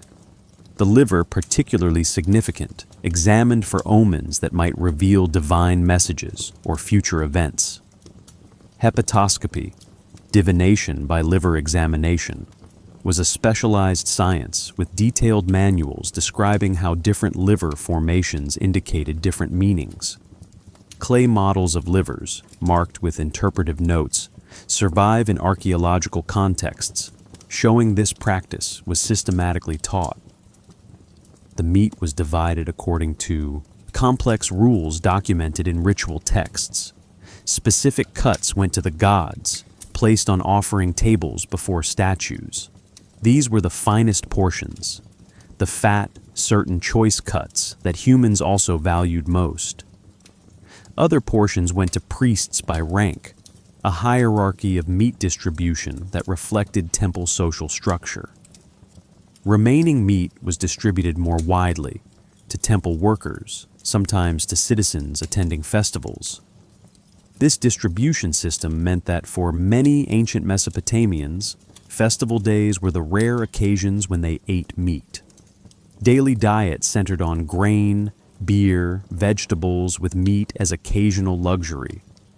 Temple sacrifices made that luxury available, transformed wealth into accessible nutrition through the mechanism of offering. The gods received the spiritual essence, the smoke rising from roasted meat, while humans benefited from the physical substance. Zooarchaeology confirms textual accounts. Excavations at temple sites consistently find bone assemblages, dominated by sheep, with cattle and goat remains in smaller proportions. The bones show butchering marks, consistent with systematic meat removal, and many show burning indicating roasting or cooking. Age profiles of sacrificed animals match ritual requirements, mostly mature animals, few very young or very old. This pattern, matching across multiple sites and time periods, demonstrates that actual practice aligned with textual descriptions. Some scholars have argued that sacrifice evolved from pre-urban hunting rituals, transformed as civilization developed from a way of sharing wild game to a system of managing domestic flocks. The ritual slaughter, the division of meat, the offering of portions to supernatural beings. These might preserve patterns that once structured relationships between hunters and the game they depended on, now adapted to agricultural society's needs. The smell of roasting meat would have filled temple courtyards during festivals, smoke rising from offering, fires, fat dripping onto coals producing clouds of fragrant steam. Combined with incense, cedar, juniper, myrrh, the atmosphere would have been thick with scent, marking sacred space as distinct from ordinary city streets. Participants' clothing, hair, skin would absorb these smells, carrying them home as physical reminders of participation in sacred events. Mesopotamian texts sometimes describe gods as smelling the sweet savor of offerings, drawn by pleasant aromas to accept human devotion. This anthropomorphic language presents divine beings as similar enough to humans that scent appeals to them, that they experience pleasure in offerings prepared properly. Whether this was understood literally or metaphorically is difficult to determine. Perhaps the distinction didn't matter much to ancient practitioners, for whom the important thing was maintaining relationship, not parsing theological fine points. The animals themselves, grazing in temple-owned pastures until needed, were valuable economic resources. Each sacrifice represented wealth dedicated to divine service, removed from other potential uses. That temples commanded such resources, that communities supported this dedication of wealth to non-productive consumption demonstrates the centrality of religious obligation. The economic system was organized around it, not despite it. The nose knows sacred space before the eyes confirm it. Long before entering temple courtyards, you would have smelled the difference. Aromatic smoke from incense burning, perfumed oils, the specific combination of scents that marked areas where divine and human realms touched. The Sumerians understood smell as powerful, capable of purifying spaces, pleasing gods, and marking boundaries between ordinary and sacred. Cedar wood from the mountains north of Mesopotamia arrived by trade, prized for its durability, beauty, and most importantly, its scent. When burned, cedar releases aromatic compounds that ancient texts describe as pleasing to the gods. Temples maintained cedar supplies specifically for fumigation rituals, burning chips or sawdust on braziers to purify spaces before ceremonies. The smoke was thick, white, distinctly fragrant. Modern burning of cedar produces similar effects, that sharp, clean scent that seems to clear air and consciousness simultaneously. Juniper served similar purposes, its berries and wood producing aromatic smoke when burned. Both cedar and juniper have natural antimicrobial properties, something the Sumerians might not have understood chemically, but certainly observed empirically. Spaces fumigated with these woods stayed fresher, resisted mold, seemed cleaner. That practical benefit aligned with ritual purpose. What purified physically was understood to purify spiritually as well. Myrrh and frankincense arrived from much farther away, traded from Arabia and perhaps the Horn of Africa, traveling hundreds of miles by camel caravan to reach Mesopotamian cities. These tree resins, when burned, produce distinctive sweet, complex aromas that differ markedly from wood smoke. They were expensive, their cost reflecting long transport distances and foreign origins. Temples used them for special occasions, major festivals, ceremonies where only the finest offerings suited the importance of the moment. The offering lists sometimes specify aromatic substances with the same detail they give to food. One text from Ur records monthly incense allocations. 3 minas of cedar for fumigation, 1 mina of frankincense for festival offerings, specific quantities tracked and distributed according to ritual calendar requirements. A mina weighed approximately 500 grams, substantial amounts that would have produced significant smoke and scent. Perfumed oils served different purposes from incense. These were liquid preparations, fragrant oils used for anointing statues, perfuming temple spaces, and purifying priests before service. Sesame oil served as the base, produced abundantly from Mesopotamian agriculture. To this base, aromatic ingredients were added, flowers, herbs, resins dissolved in the oil to impart their scents. One recipe preserved on a tablet from Babylon, though dating to the first millennium BCE, probably preserves earlier Sumerian traditions. It describes making oil of cedar by steeping cedar chips in sesame oil for specific periods, filtering, then adding other ingredients. Myrrh, frankincense, crushed seeds of aromatic plants whose exact identity remains debated. The finished oil was stored in sealed vessels, brought out for anointing ceremonies. The deity statue received regular application of these oils. Ritual texts describe priests dipping fingers into perfumed oil, then touching specific parts of the statue, forehead, hands, feet, while reciting prayers. This wasn't casual gesture, but serious ritual. Oil as medium transferring blessing, purifying divine presence in its material form, maintaining the statues' sanctity. Temple spaces were perfumed more broadly by burning aromatic substances, but also by hanging bundles of fragrant plants, dried herbs whose scent would permeate rooms over time. Archaeological excavations sometimes find residues in storage jars that chemical analysis identifies as containing aromatic compounds, traces of ancient perfumes that somehow survived millennia. The aromatics served as boundary markers, distinguishing sacred from profane space in immediately perceptible ways. Entering a temple courtyard meant entering an atmosphere literally different from city streets outside. Your senses confirmed the transition. The air smelled different, tasted different on the tongue, indicated you'd crossed into territory where different rules applied, where divine presence was assumed and respected. Priests who handled offerings underwent extensive purification that included anointing with perfumed oils.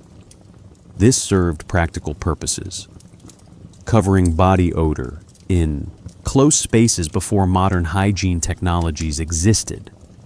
But it carried ritual significance as well. The priest became a purified vessel, temporarily elevated by scent to status appropriate for approaching divinity.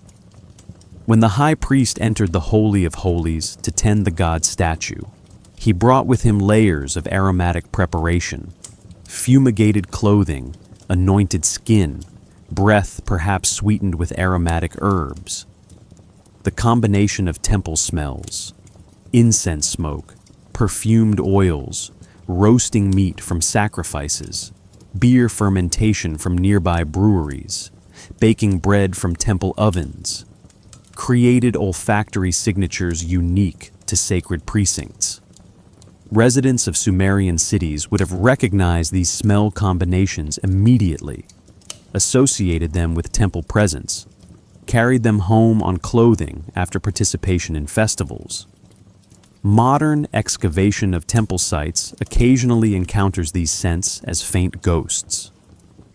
Opening storage jars sealed for millennia releases traces of what they once contained. Examining temple floors with chemical analysis reveals compounds from incense long burned to ash, from oils that soaked into mud brick, from the accumulated scent markers of thousands of ritual performances. The texts sometimes describe divine pleasure in aromatic offerings with the same language used for food. The sweet savor rises to please the gods appears as a formulaic phrase in multiple contexts. Whether this was understood as gods literally smelling offerings or as metaphorical language expressing acceptance, the important point is that the Sumerians invested significant resources in making their temples smell distinctively pleasant. That investment tells us something about how they imagined the Anunnaki. These weren't transcendent beings beyond physical sensation, dwelling in purely spiritual realms. They were beings with senses, preferences, bodies that could be pleased or displeased by physical offerings. The care taken with aromatics, the precision in ritual texts describing which substances, for which purposes, demonstrates that nothing about divine service was considered too small to matter, too mundane to require attention. The air inside a Mesopotamian temple, thick with cedar smoke and perfumed oil, with incense and roasting meat, with beer and bread. That air held meanings we can partially reconstruct from texts and archaeology, but can't fully recover.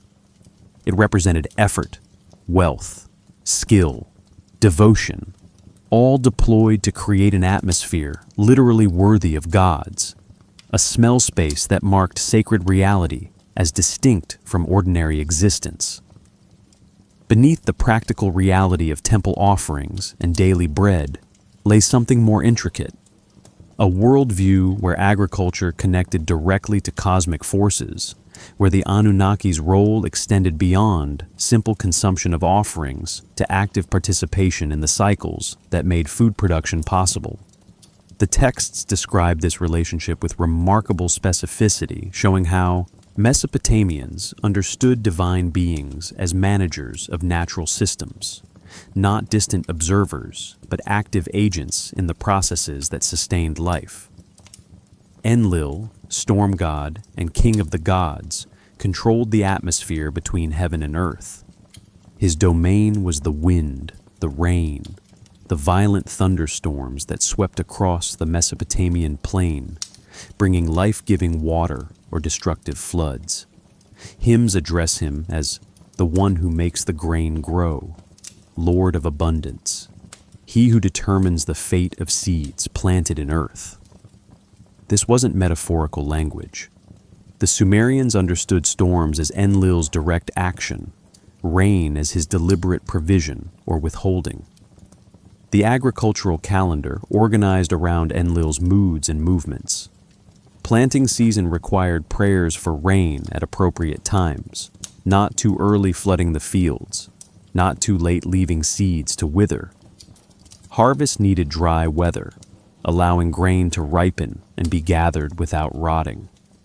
The timing was crucial, and texts describe astronomical observations used to determine when Enlil might be expected to send rains, when storms typically arrived, when farmers should begin plowing. Enki managed the underground waters, the Abzu from which springs and rivers flowed.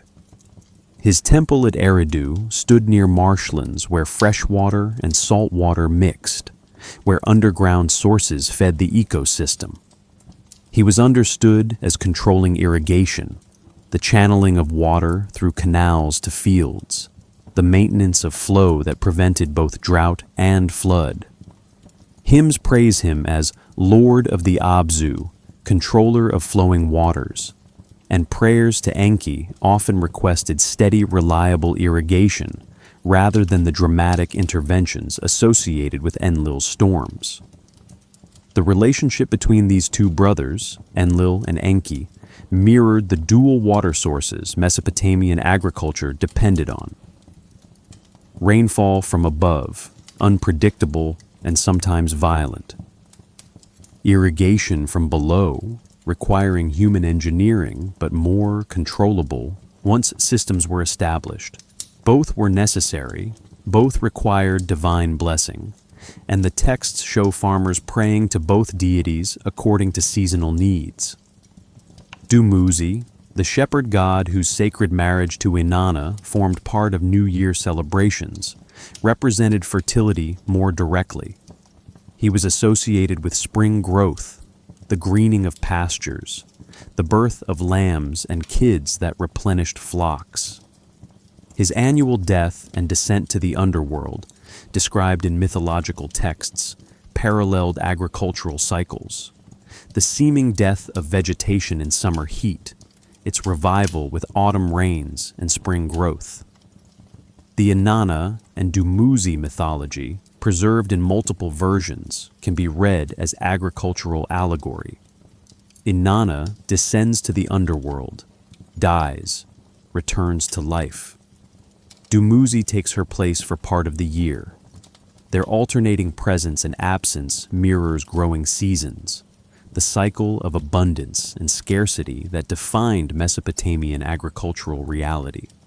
Scholars debate whether this interpretation reduces rich mythology to simple explanation, or whether mythology genuinely encoded practical agricultural knowledge in narrative form. Temple observatories tracked celestial patterns that correlated with agricultural cycles.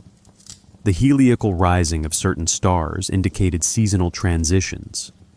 The moon's phases determined planting times, based on long observation that specific lunar phases coincided with optimal conditions for different crops. Tablets from Uruk and other cities preserve astronomical observations spanning centuries, showing systematic record-keeping that tracked stars, planets, and their relationships to earthly events. One tablet, dating to around 1800 BCE, records observations connecting the appearance of Venus to flooding patterns. Venus was associated with Inanna and the text notes that when Venus rose in a particular configuration, relative to other stars, the Euphrates typically flooded within a specific number of days. Whether this represents genuine pattern recognition from extensive observation or coincidental correlation that ancient observers mistook for causation remains debatable. Either way, it shows Mesopotamians seeking connections between celestial and terrestrial realms. The ziggurat structures themselves, those stepped temple towers that dominated city skylines, served partly as astronomical observation platforms. Their height provided clear views of horizons, essential for noting where stars rose and set. Some scholars argue their design incorporated astronomical alignments, specific angles and orientations matching significant celestial events. Others suggest this overstates the evidence, that ziggurats were primarily symbolic mountains connecting Earth to heaven, with any astronomical function being secondary. What seems clear is that temple personnel included individuals trained in astronomical observation, that this knowledge informed agricultural planning, and that the connection between sky, patterns, and earthly fertility was understood as mediated through divine agency. Stars weren't impersonal natural phenomena, but aspects of divine communication, signs sent by the Anunnaki to guide human activity. The texts sometimes describe gods as measuring time, dividing the year into appropriate seasons, establishing the calendar that governed planting and harvest. This gives divine beings a role beyond providing rain or managing water. They become cosmic organizers, entities that structure temporal reality itself. The calendar was an arbitrary human invention, but divine revelation. Patterns the Anunnaki established that humans discovered through patient observation. Agricultural success depended on maintaining proper relationship with these divine managers. Offerings secured their cooperation. Festivals at crucial seasonal transitions encouraged their continued blessing. The entire temple system, with its elaborate offering schedules and massive resource consumption, can be understood as agricultural insurance, humans investing in divine goodwill that would translate to favorable weather, successful harvests, and continued survival. Modern scholars sometimes frame this as adaptive strategy, a way of managing agricultural risk in an environment where climate unpredictability threatened survival. By centralizing resources in temples, distributing them according to ritual calendar, and maintaining social cohesion through shared religious practice, Mesopotamian civilization created resilience against crop failures and environmental stress. Whether the gods existed or not, the system organized around serving them worked effectively for over 2,000 years. But that framing may miss something the Sumerians experienced as real. They didn't see themselves as managing risk through clever social organization. They understood themselves as serving beings who genuinely controlled natural forces, whose satisfaction or displeasure determined whether children ate or starved. The cosmic agriculture wasn't metaphor, but literal reality. Divine hands moving invisible forces that manifested as rain, flood, drought, abundance. The clay tablets themselves represent a technology as remarkable as any temple structure, a system for preserving thought and information that lasted longer than the civilization that created it.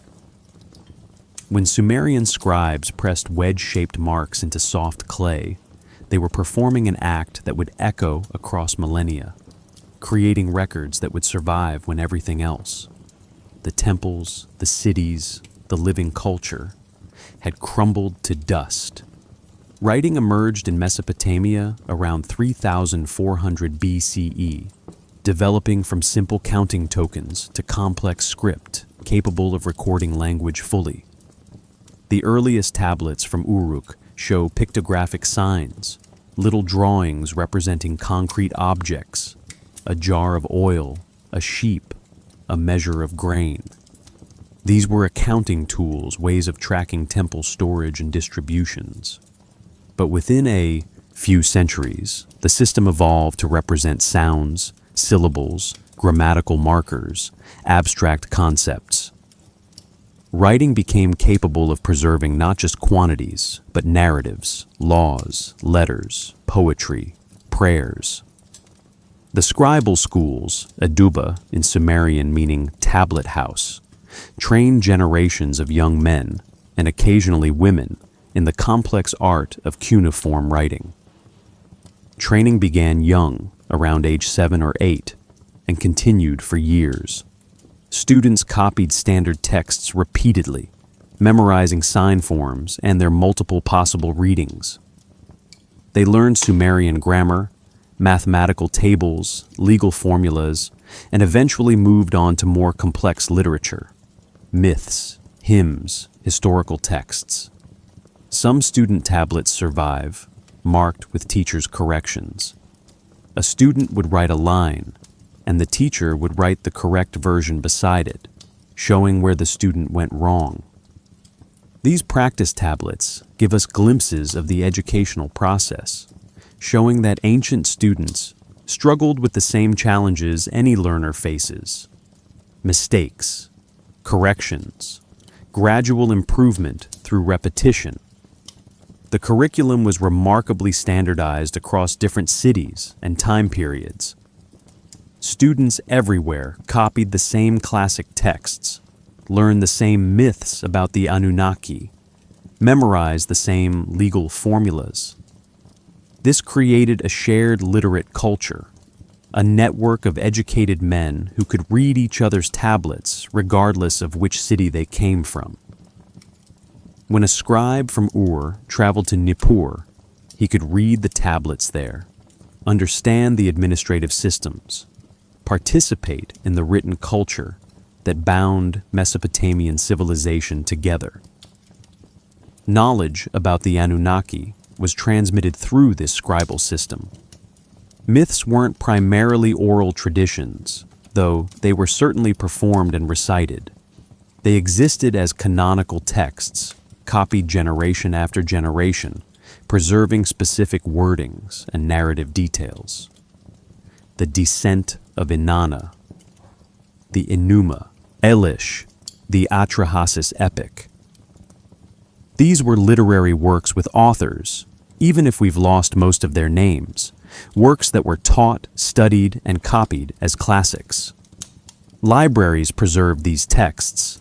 Temple complexes and palaces maintained collections. Clay tablets stored on shelves or in baskets, organized by content. The most famous is Ashurbanipal's library at Nineveh, excavated in the 19th century, which contained thousands of tablets, including Sumerian texts copied and translated into Akkadian by later Assyrian scribes. Ashurbanipal, ruling in the 7th century BCE, collected texts from throughout Mesopotamia, sending scribes to copy ancient tablets, creating an archive that preserved traditions stretching back 2,000 years. The act of copying ensured transmission, but also introduced variation. Scribes made mistakes, interpreted ambiguous signs differently, sometimes modernized language or added explanatory notes. When we have multiple versions of the same myth, they rarely match exactly. The differences show us how texts evolved through copying, how understanding shifted across time and space. Colophons, ancient catalog entries written at tablets' ends, tell us about this process. They might note, Tablet 3 of the series Inanna's Descent, written by Nabi-Nadin-Shumi, son of Shamash-Idin, scribe of Uruk, copied from an ancient tablet. These colophons document transmission chains, showing how knowledge passed through generations, each scribe acknowledging sources and maintaining connection to earlier tradition. Some colophons include curses against anyone who would alter the text or steal the tablet. May Nabu and Nisaba, gods of scribes, curse whoever removes this tablet from the library. May his descendants perish. These weren't idle threats in a culture that understood words as having power, where writing something down made it more real, more binding than mere speech. The physical durability of clay proved crucial to our modern recovery of Sumerian culture. Unlike papyrus scrolls or parchment, which deteriorate in most conditions, clay tablets, especially those accidentally baked, survive remarkably well. A tablet buried in dry soil might lie unchanged for 4,000 years, its text as readable as the day it was written. This accidental preservation means we have more written material from ancient Mesopotamia than from most other early civilizations. What the tablets reveal about the Anunnaki is both specific and limited. We have ritual instructions describing offerings, mythological narratives telling stories, administrative records tracking temple operations. We have hymns expressing devotion, lamentations mourning divine displeasure, prayers requesting favor. But we don't have the kind of systematic theology later religious traditions would develop. No Sumerian equivalent of biblical texts explaining doctrine, no philosophical treatises analyzing divine nature. What we have instead are glimpses, fragments, records, created for practical purposes that happen to preserve belief and practice. The tablets weren't written to explain Sumerian religion to outsiders. They were working documents, tools used by people who already understood the cultural context, who shared assumptions their texts didn't need to state explicitly. Modern scholars work like detectives, assembling understanding from these fragments. When multiple tablets mention the same festival but describe different aspects, scholars combine them to reconstruct the full ceremony. When ritual texts reference myths, those myths provide context for understanding ritual meaning. When administrative records show offering quantities changing over time, that suggests shifts in religious practice or economic capacity. The process continues. Thousands of tablets remain unpublished, sitting in museum storage, their contents known only to the few specialists who've examined them. New translations appear regularly as understanding of Sumerian language improves, as comparative evidence from other ancient cultures provides new interpretive frameworks. The tablets keep speaking, but we're still learning to fully understand their language. Perhaps the most remarkable thing about these clay rectangles covered in wedge marks is their patience. They waited in darkness, buried under tells, silent witnesses holding stories they couldn't tell until someone learned to read them again. When decipherment finally succeeded in the 1850s, the tablets began speaking across a gap of 2 millennia or more, connecting us directly to voices that had been silent for longer than our entire civilization has existed. In 1976, a book appeared that would reshape how many people understood ancient Mesopotamian texts. Zecharia Sitchin's The 12th Planet proposed that the Anunnaki weren't divine beings in the traditional sense, but extraterrestrial visitors, technologically advanced entities from another planet who came to Earth thousands of years ago. The Sumerians, Sitchin argued, encountered something they couldn't explain in their terms and interpreted advanced technology through the only framework they had, the language of gods and divinity. Sitchin's interpretation gained enormous popularity, selling millions of copies, spawning sequels, and a movement of believers who saw ancient astronauts in every mythological text. The theory appealed to something deep in modern consciousness, a desire to find material explanation for ancient mysteries, to reinterpret religious texts through scientific frameworks, to imagine human history as more complex and dramatic than conventional archaeology suggested. his core claims centered on translation. Sitchin argued that scholars had mistranslated key Sumerian terms, that words mainstream academics rendered as gods or heaven actually referred to planets and spacecraft. The Anunnaki, he claimed, meant literally those who from heaven to earth came, which he interpreted as describing space travel rather than mythological cosmology. The texts, properly understood, documented actual historical events, visitors arriving, establishing bases, even genetically engineering humans to serve as workers. Mainstream Sumerologists rejected these claims thoroughly. Multiple scholars who actually specialize in Sumerian language examined Sitchin's translations and found them deeply flawed. He mistook signs, ignored context, cherry-picked readings that supported his theories while dismissing evidence that contradicted them. His linguistic work, they argued, wasn't translation, but creative reinterpretation that imposed modern concepts onto ancient texts. Yet the alternative interpretation persists and continues gaining adherents. Part of its appeal lies in how it treats ancient peoples as rational observers who recorded what they actually encountered. If the Anunnaki were real beings requiring feeding, housing, and service, doesn't it make more sense that they were physical entities than supernatural deities? If texts describe them coming from the sky, arriving on Earth, teaching civilization, isn't alien visitation a simpler explanation than divine intervention? The mainstream scholarly view emphasizes cultural context. The Sumerians were polytheists, like most ancient cultures. They understood their gods as anthropomorphic beings with supernatural powers, similar to deities in Greek, Egyptian, Norse, and countless other mythological systems. The physical details, gods eating, sleeping, requiring care, don't indicate aliens but reflect how ancient peoples imagined divine beings, projecting human characteristics onto cosmic forces they knew shaped their lives. When Sumerian texts describe Anunnaki descending from heaven, mainstream scholars read this as mythological language about divine origins, not historical accounts of space travel. When texts mention divine assemblies deciding cosmic matters, they see political systems projected onto the supernatural realm, not descriptions of alien council meetings.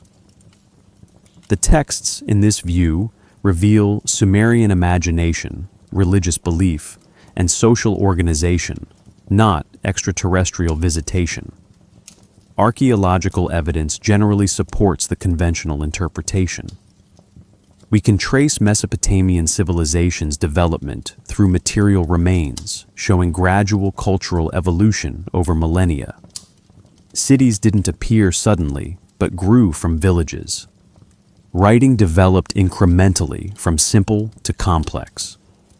Agricultural techniques improved through trial and error. Technologies like bronze metallurgy appeared when trade networks connected copper and tin sources. Everything suggests indigenous development, not knowledge transferred by advanced visitors. Yet, alternative theorists point to mysteries that mainstream archaeology hasn't fully explained. How did ancient peoples achieve certain constructions with apparently limited technology?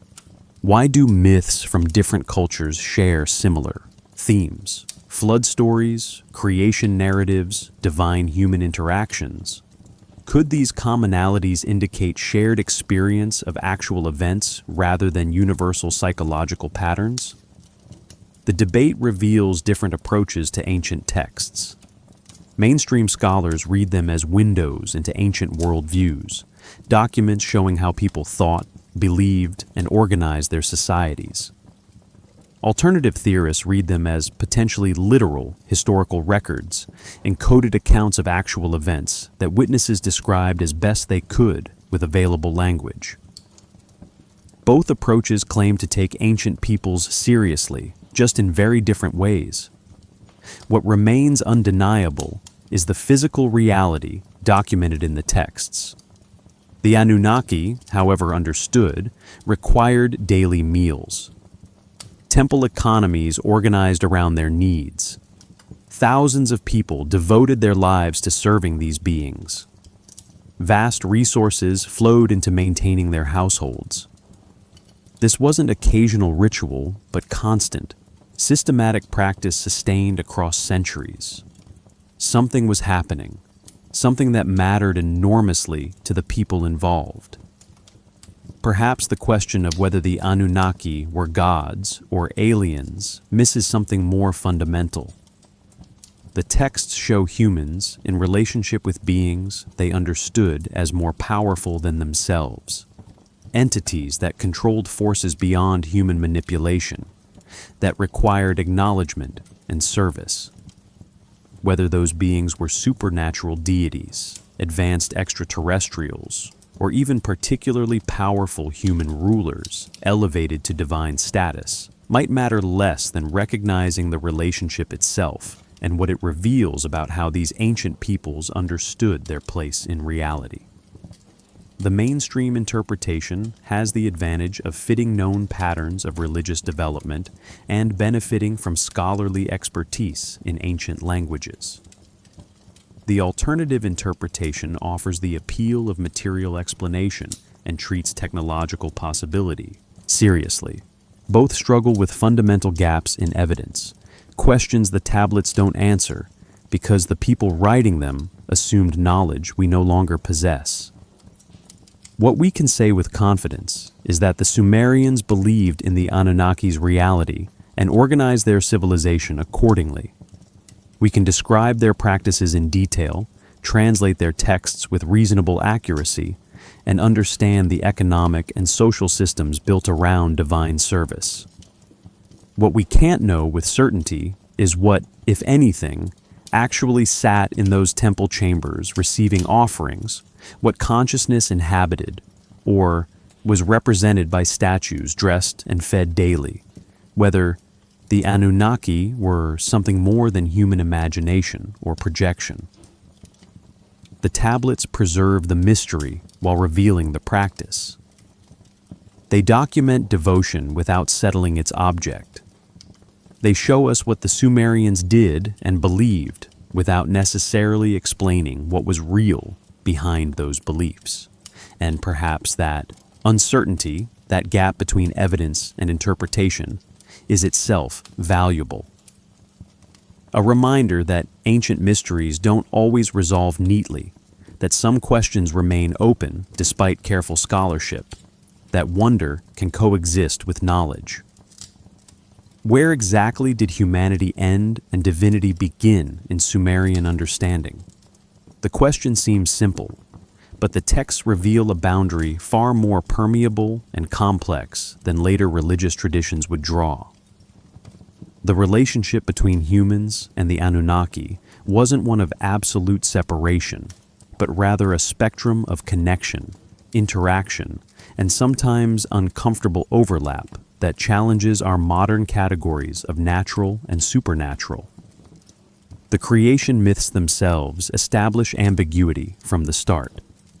In the Atrahasis epic, humans are fashioned from clay mixed with the blood of a slain god, Ilu, whose name literally means God who has intelligence. This divine blood gives humans consciousness, capacity for skilled labor, and perhaps something of divine nature itself. The text describes the mixture carefully: 7 lumps of clay, each infused with divine essence, each becoming the first humans. From the beginning, humanity carries divinity within its physical form. This wasn't metaphorical language expressing abstract spiritual concepts. The Sumerians understood it as describing actual composition, what humans were literally made from. Bodies were clay, common earth shaped into form. But the animating principle, the consciousness that made those clay bodies more than mere sculptures, came directly from divine substance. Every human carried within themselves a fragment of the Anunnaki, mixed inextricably with mundane matter. The purpose of this creation was explicit and pragmatic. The gods, particularly the lesser deities called Igigi, had grown weary of maintaining the world themselves. They needed workers to dig irrigation canals, plant and harvest fields, maintain the systems that produced food and resources. So the Anunnaki created humans specifically for service. Beings capable of the labor gods no longer wanted to perform themselves. This creates an interesting dynamic. Humans exist to serve the Anunnaki, yet humans contain divine essence. We are servants who carry within us the blood of our masters. The relationship isn't simple slavery, because the distinction between master and servant isn't absolute. It's something more complex, perhaps stewardship, perhaps symbiosis, perhaps a hierarchy that nevertheless acknowledges shared substance. Temple service represented the fulfillment of this original purpose. When priests prepared offerings, when farmers cultivated temple fields, when craftspeople produced vessels for divine use, they were doing exactly what they'd been created to do. This wasn't oppression, but fulfillment of design, living in alignment with fundamental purpose. Modern discomfort with this worldview, the idea that beings could be created specifically to serve others, may say more about our values than theirs. Kings occupied a particularly ambiguous position on the human-divine spectrum. They were certainly human, born of human parents, subject to death and decay. Yet texts sometimes describe them as adopted by gods, granted divine favor that elevated them above ordinary humanity. The sacred marriage ritual, where the king represented Dumuzi uniting with Inanna, temporarily merged human and divine identities. During that ritual, the king wasn't just representing a god, but becoming, in some sense, divine himself. Some royal inscriptions push this even further, describing kings as literally born of divine mothers. Gudea, ruler of Lagash around 2100 BCE, claimed the goddess Ninhursag as his mother, suggesting either literal divine parentage or adoption so complete it erased his human origins.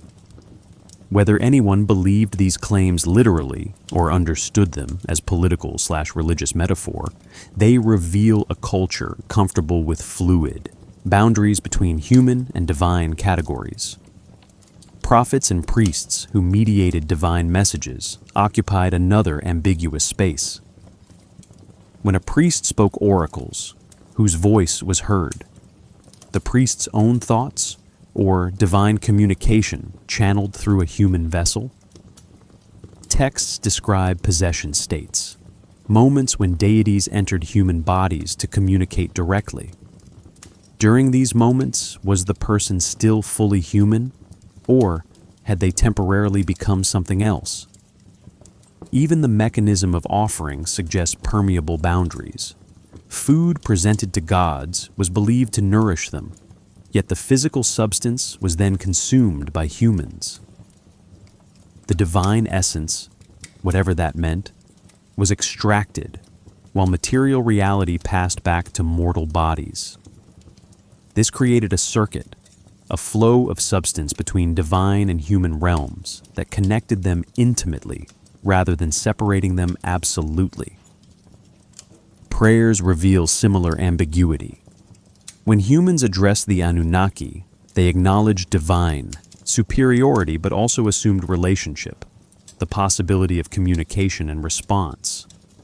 They didn't grovel before completely alien beings, but spoke to entities understood as similar enough to humans that persuasion, praise, and petition made sense. The gods had emotions, preferences, could be pleased or angered, all qualities that suggested fundamental commonality beneath the power differential. Perhaps the Sumerian worldview didn't recognize our distinction between natural and supernatural. Everything was natural. Humans, gods, animals, stars, storms. All existed within one continuous reality, differentiated by power and knowledge rather than fundamental essence. The Anunnaki weren't supernatural beings breaking into natural reality from outside. They were powerful beings within reality, part of the same cosmos humans inhabited, just occupying different positions in the hierarchy of power. This has implications for how we interpret their need for food. If gods existed within continuous natural reality, perhaps they genuinely required sustenance, not symbolically but physically. Their bodies, represented by statues or existing in forms invisible to normal human perception, might have needed nourishment in ways not entirely different from human bodies. The offerings weren't make-believe, but practical maintenance of beings who existed physically, even if their physical nature differed from ours. Modern monotheistic traditions create clear separation. God transcendent, infinite, completely other from creation.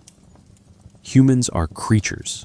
God is creator, and the boundary between them is absolute. The Sumerian worldview seems to have been messier, more graduated, with gods who ate and slept and argued, with humans who carried divine blood, with kings who became temporarily divine, with boundaries that shifted depending on context. We may never know exactly how the Sumerians experienced this. Did they understand it as we're describing it, or are we imposing interpretive frameworks they wouldn't recognize?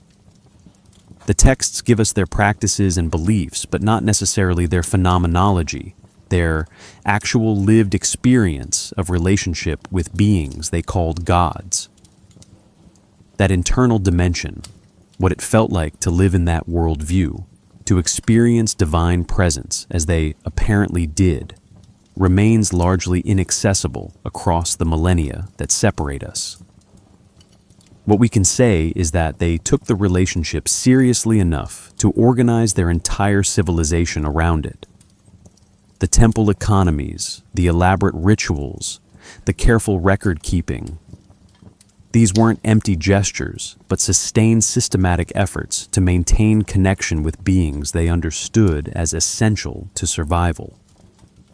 Whether those beings were gods, aliens, powerful humans, or something we lack categories to describe, the Sumerians' commitment to serving them shaped everything about their culture.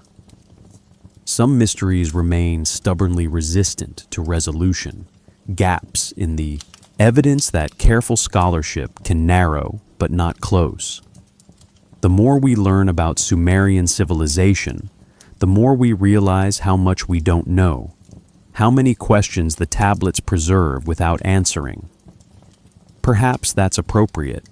Ancient cultures aren't puzzles designed for our solution, but lived realities that were complete in themselves, leaving behind only fragments for us to puzzle over.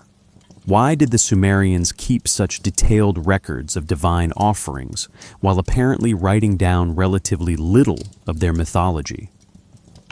We have thousands of administrative tablets tracking barley and beer, but only a handful of complete mythological narratives.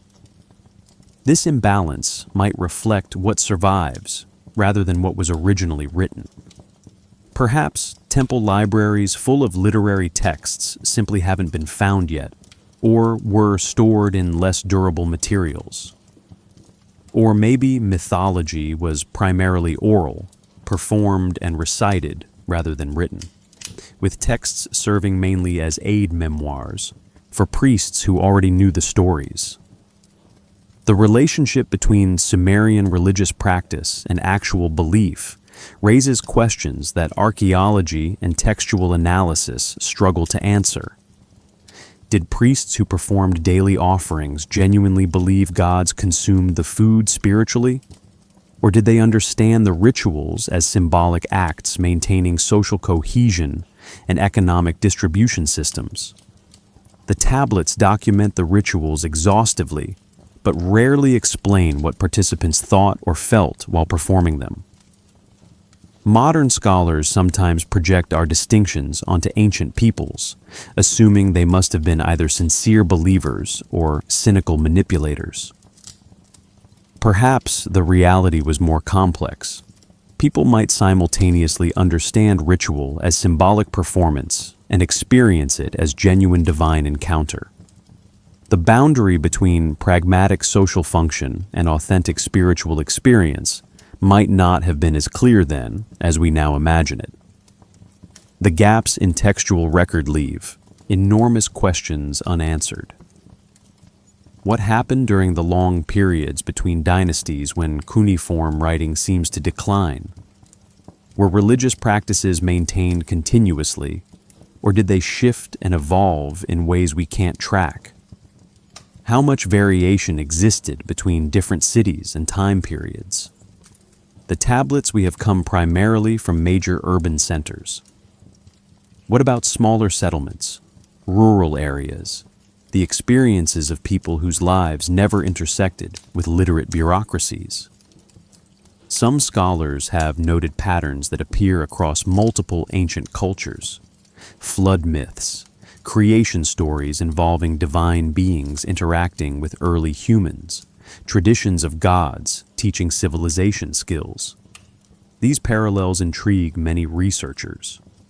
Do they indicate common psychological patterns, universal ways humans imagine origins and meaning? Or might they preserve memories of actual historical events, shared experiences so significant they entered multiple cultural traditions? The flood. Narrative appears in Sumerian texts like Eridu Genesis, and later in the fuller Atrahasis epic and Epic of Gilgamesh.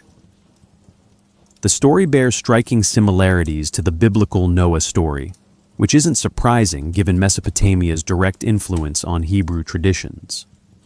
But flood myths also appear in cultures with no obvious connection to Mesopotamia. Greek, Hindu, Chinese, Native American traditions all include flood narratives. Some scholars suggest these might preserve actual memories of post-Ice Age sea level rises that affected coastal populations worldwide. Others see them as independent developments, different cultures processing similar environmental threats through story. The technology questions remain particularly contentious. How exactly did Mesopotamian builders achieve some of their constructions with the tools we know they possessed?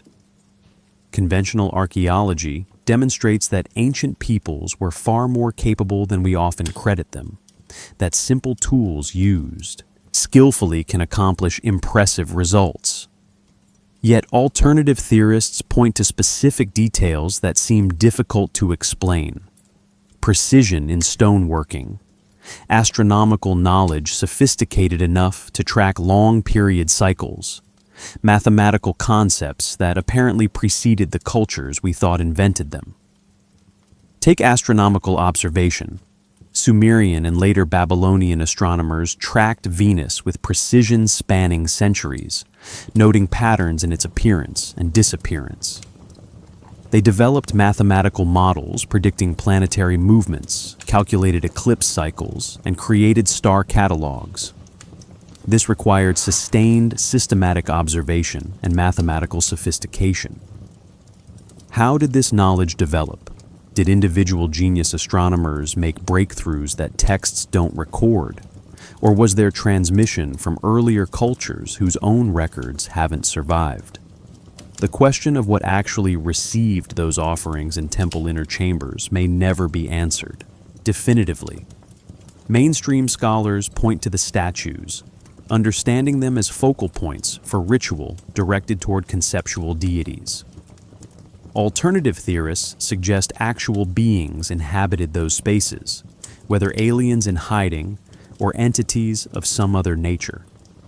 The texts describe the statues being fed, dressed, and tended as if they were alive, but they don't explain the metaphysics, whether the statue was the god, represented the god, or served as a vessel through which the god manifested.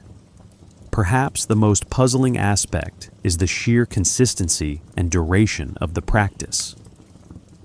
Temple offerings continued for over 2,000 years across multiple dynasties, languages, and political systems. Sumerian gave way to Akkadian. Cities rose and fell. Empires conquered and collapsed. Yet the basic pattern of divine feeding persisted. That longevity suggests something about the practice resonated deeply, fulfilled needs that remained constant despite surface cultural changes. What needs might those have been? Economic distribution systems, certainly, a way of managing agricultural surplus and supporting non-productive specialists. Social cohesion through shared ritual that bound communities together. Political legitimation for rulers who derived authority partly from divine favor. But were these the Sumerians' own understanding, or are they our external interpretations? Did they experience divine service primarily as practical social function, or did something else sustain the practice across so many generations? We may never fully understand the Sumerian religious experience from inside their worldview. We can describe their practices, translate their texts, excavate their temples. We can analyze their economy, trace their influences, reconstruct their daily routines. But the phenomenology, what it actually felt like to live in a world where gods required feeding, where divine presence inhabited city centers, where cosmic forces touched daily life, that lived, experience remains largely beyond our grasp. The questions themselves have value, though.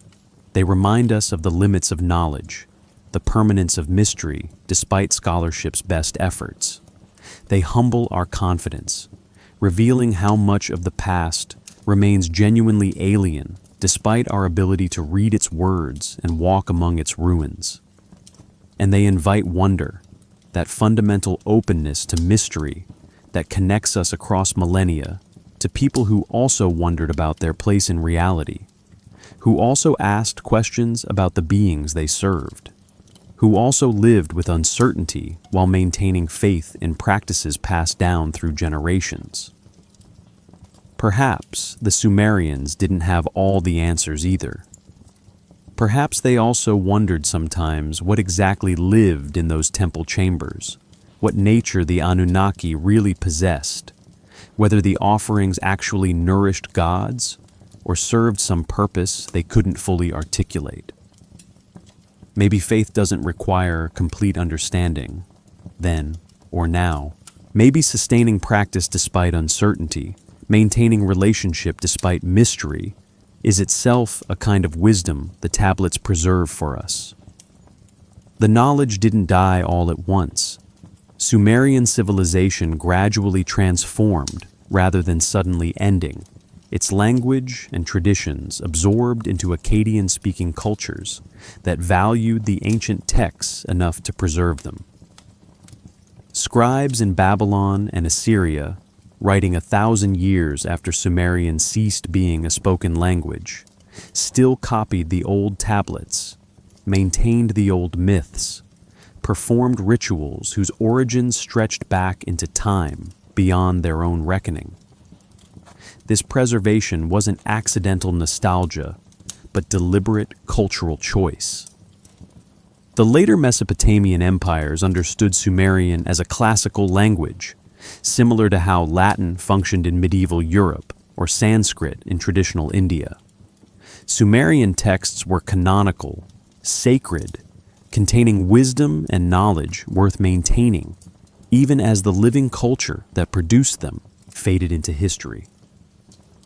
Temple schools taught young scribes to read the ancient language, creating bilingual versions with Sumerian on one side and Akkadian translation on the other. The myths of the Anunnaki evolved as they were transmitted. Babylonian texts like the Enuma Elish, composed around 1200 BCE, preserved earlier Sumerian creation stories but elevated Marduk, Babylon's patron deity, to supreme position among the gods. The basic framework remained: divine beings requiring service, temple economies sustaining them, humanity created to serve. But details shifted to reflect new political realities and theological developments. Biblical traditions absorbed Mesopotamian influences, particularly during and after the Babylonian exile, when Jewish communities lived in direct contact with these ancient stories. The flood narrative in Genesis bears obvious similarities to the Gilgamesh flood story, which itself drew from earlier Sumerian sources. Creation accounts, Tower of Babel, stories, even some legal codes show Mesopotamian influence, transmitted through cultural contact and adapted to monotheistic framework that replaced the Anunnaki's pantheon with a single transcendent god. But then, something happened that had never happened before in human history. The knowledge actually stopped transmitting. Cuneiform literacy, which had persisted for over 3,000 years, finally ended. The last known cuneiform tablet dates to around 75 CE, an astronomical text written in Babylon. After that, silence. The script that had preserved so much knowledge became unreadable, the texts incomprehensible, the clay tablets merely mysterious objects covered in strange marks. For nearly 2,000 years, Sumerian civilization was genuinely lost. The tells of Mesopotamia, those artificial hills built from collapsed mud brick cities, held their tablets in darkness. Travelers occasionally noticed the mounds, wondered about the ruins, but had no way to understand what they represented. The Old Testament mentioned Babylon, and other cities, but European scholars assumed these were minor settlements, not major civilizations. No one knew that beneath the mounds lay libraries, palaces, temples, and thousands of tablets documenting a sophisticated culture. The rediscovery began in the 1840s when European powers, particularly Britain and France, began archaeological expeditions to the Middle East.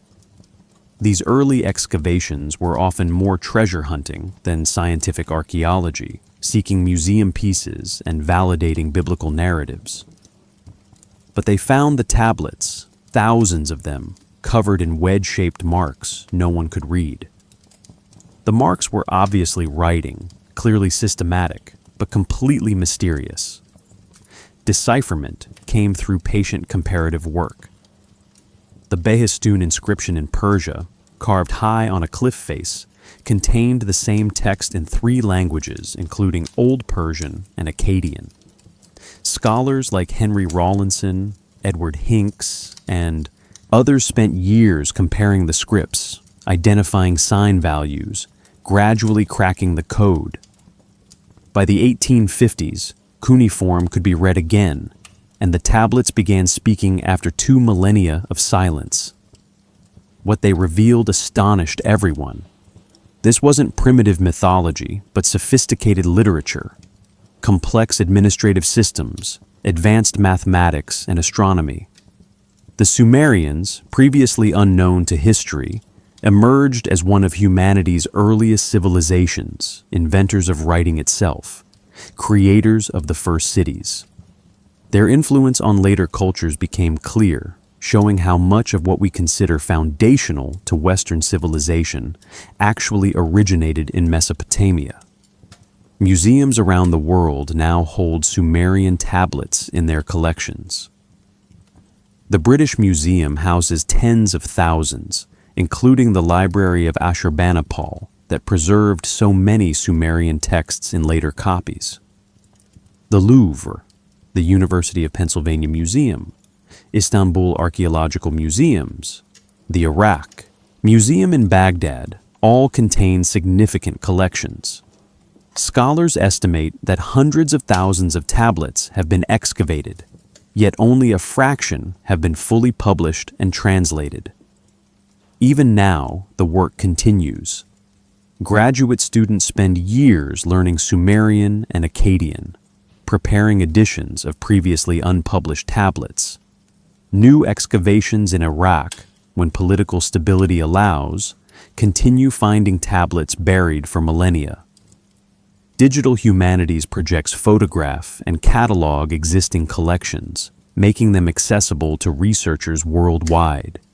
Each year brings new translations, new interpretations, new insights into how these ancient people understood their world and their gods. The questions about the Anunnaki persist in modern imagination, perhaps even more vividly now than in recent centuries. Academic scholars continue careful textual and archaeological work, building understanding incrementally. Alternative theorists reinterpret the evidence through different frameworks, finding audiences fascinated by possibilities mainstream scholarship dismisses. Both groups, in their different ways, show that something about these ancient texts still captivates us, still raises questions we find compelling. Perhaps what draws us is the recognition of humanity in these ancient voices. They worried about harvests, organized their societies, sought meaning in the cosmos, wondered about their relationship to powers greater than themselves. They left records detailed enough that we can reconstruct their daily lives, understand their beliefs, even glimpse their personalities in personal letters and literary works. They were people like us, facing the fundamental human questions of purpose, meaning, and place in reality. The stars they watched still burn above us. The rivers they dammed and channeled still flow, though their courses have shifted. The land they cultivated still produces grain, though worked by different hands using different technologies. And the clay tablets, those fragile rectangles of baked earth, still preserve their words, still connect us across time to people who also wondered, also questioned, also sought understanding in a mysterious universe. The legacy isn't just academic knowledge or museum collections. It's the continuity of human curiosity, the persistence of questions about our place in existence, the recognition that people separated from us by language, culture, and millennia nevertheless asked similar questions and created systems for addressing them. We are their inheritors, not genetically or culturally in direct line, but as fellow humans wrestling with the ancient mysteries of consciousness, purpose, and relationship to whatever forces, divine or natural, shape our lives. Still today, people search for meaning in ancient texts. Still today, we wonder about the boundary between natural and supernatural, human and divine. Still today, we organize our resources around what we consider sacred, building temples of different kinds, making offerings to different powers, seeking connection to something beyond our individual existence. The forms change, but perhaps the fundamental human patterns persist, connecting us backward to the Sumerians and forward to whatever civilizations might puzzle over our remains millennia hence. The story doesn't end. It continues in us, in every person who wonders about the ancient world, who questions orthodox interpretations, who seeks connection to the deep patterns of human experience.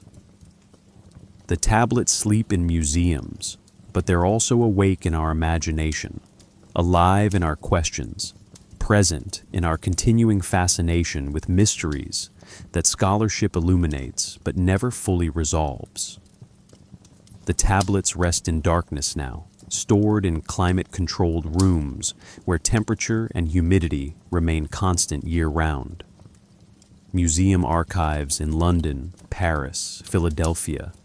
Thousands of clay rectangles sitting on metal shelves, each one labeled with catalog, numbers, each one holding words pressed into soft clay by hands that turned to dust millennia ago. They're patient, these tablets. They've already waited 2,000 years to be read again. A few more years, a few more decades, means nothing to baked clay. Outside those museums, the world continues its noise and motion. But somewhere inside you, maybe you've found a moment of quiet tonight. Maybe this exploration of ancient mysteries has created space for settling, for releasing the day's concerns, for allowing your body to recognize it's safe now, it's time to rest. The stars the Sumerian priests watched still burn, their light traveling across space to reach us, just as it reached those ancient observers. Constellations that marked planting seasons 4,000 years ago still wheel overhead, following paths unchanged by human civilizations that rise and fall beneath them.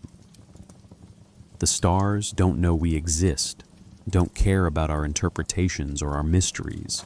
They simply burn as they've always burned, as they'll continue burning long after our own civilization has become mysterious fragments for future archaeologists. Perhaps that's comforting in its way. Some things continue, some patterns persist.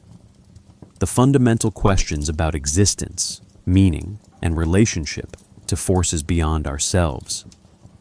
These seem to be human constants, asked by the Sumerians, asked by us, likely to be asked by whoever comes after. We don't have their answers, and maybe they didn't fully have them either, but we share the questions, and that connection across time has its own meaning. The ruins still stand in a rock, what remains of them. Weathered mud brick tells marking where cities once thrived, where temples received daily offerings, where priests climbed ziggurat terraces to watch the sky. Wind moves across those ruins, carrying sand that slowly buries and reveals, following rhythms older than writing. The land remembers in its way, even if human memory required tablets to persist across the gap. Let yourself breathe slowly, feeling your chest rise and fall.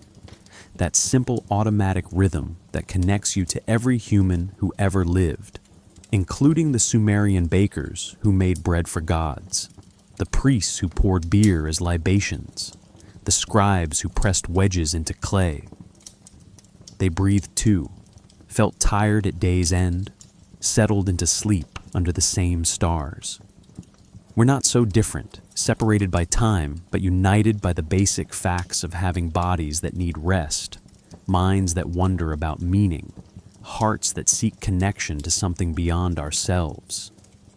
The mystery remains. Who were the Anunnaki, really? What was the nature of those beings the Sumerians served so diligently? We can describe the practices, translate the texts, reconstruct the temples. But the core question, what was real in those inner chambers where lamps burned before silent statues? That remains genuinely mysterious. Perhaps it should. Perhaps not every question needs answering. Perhaps the mystery itself has value, keeping us humble, reminding us that reality might be stranger and richer than our categories can capture. Somewhere in a museum storage room, a tablet holds a hymn to Inanna, goddess of evening star. The clay is cool to touch, slightly rough, marked with wedges that spell out praise composed 4,000 years ago. The hymn describes the goddess appearing in the western sky after sunset, bright and beautiful, watching over the city as darkness falls. That same planet, Venus, still appears in evening sky, still bright, still beautiful. The goddess may be forgotten by most, but the light continues, indifferent to interpretation, present, whether we understand it or not. Your own breath continues its quiet rhythm. In and out, automatic and effortless, requiring no thought or attention, just breathing, just being, just present in this moment that connects to all moments, that exists within the same reality the Sumerians inhabited, under the same stars, breathing the same kind of breath. Time is long, and we are brief, but something continues. The wind over ruins, the starlight reaching earth, the patient clay holding words pressed by hands now dust, the questions we share with people long gone, the mystery that doesn't diminish but somehow deepens with knowing more. All of it continuing, all of it present still, all of it waiting.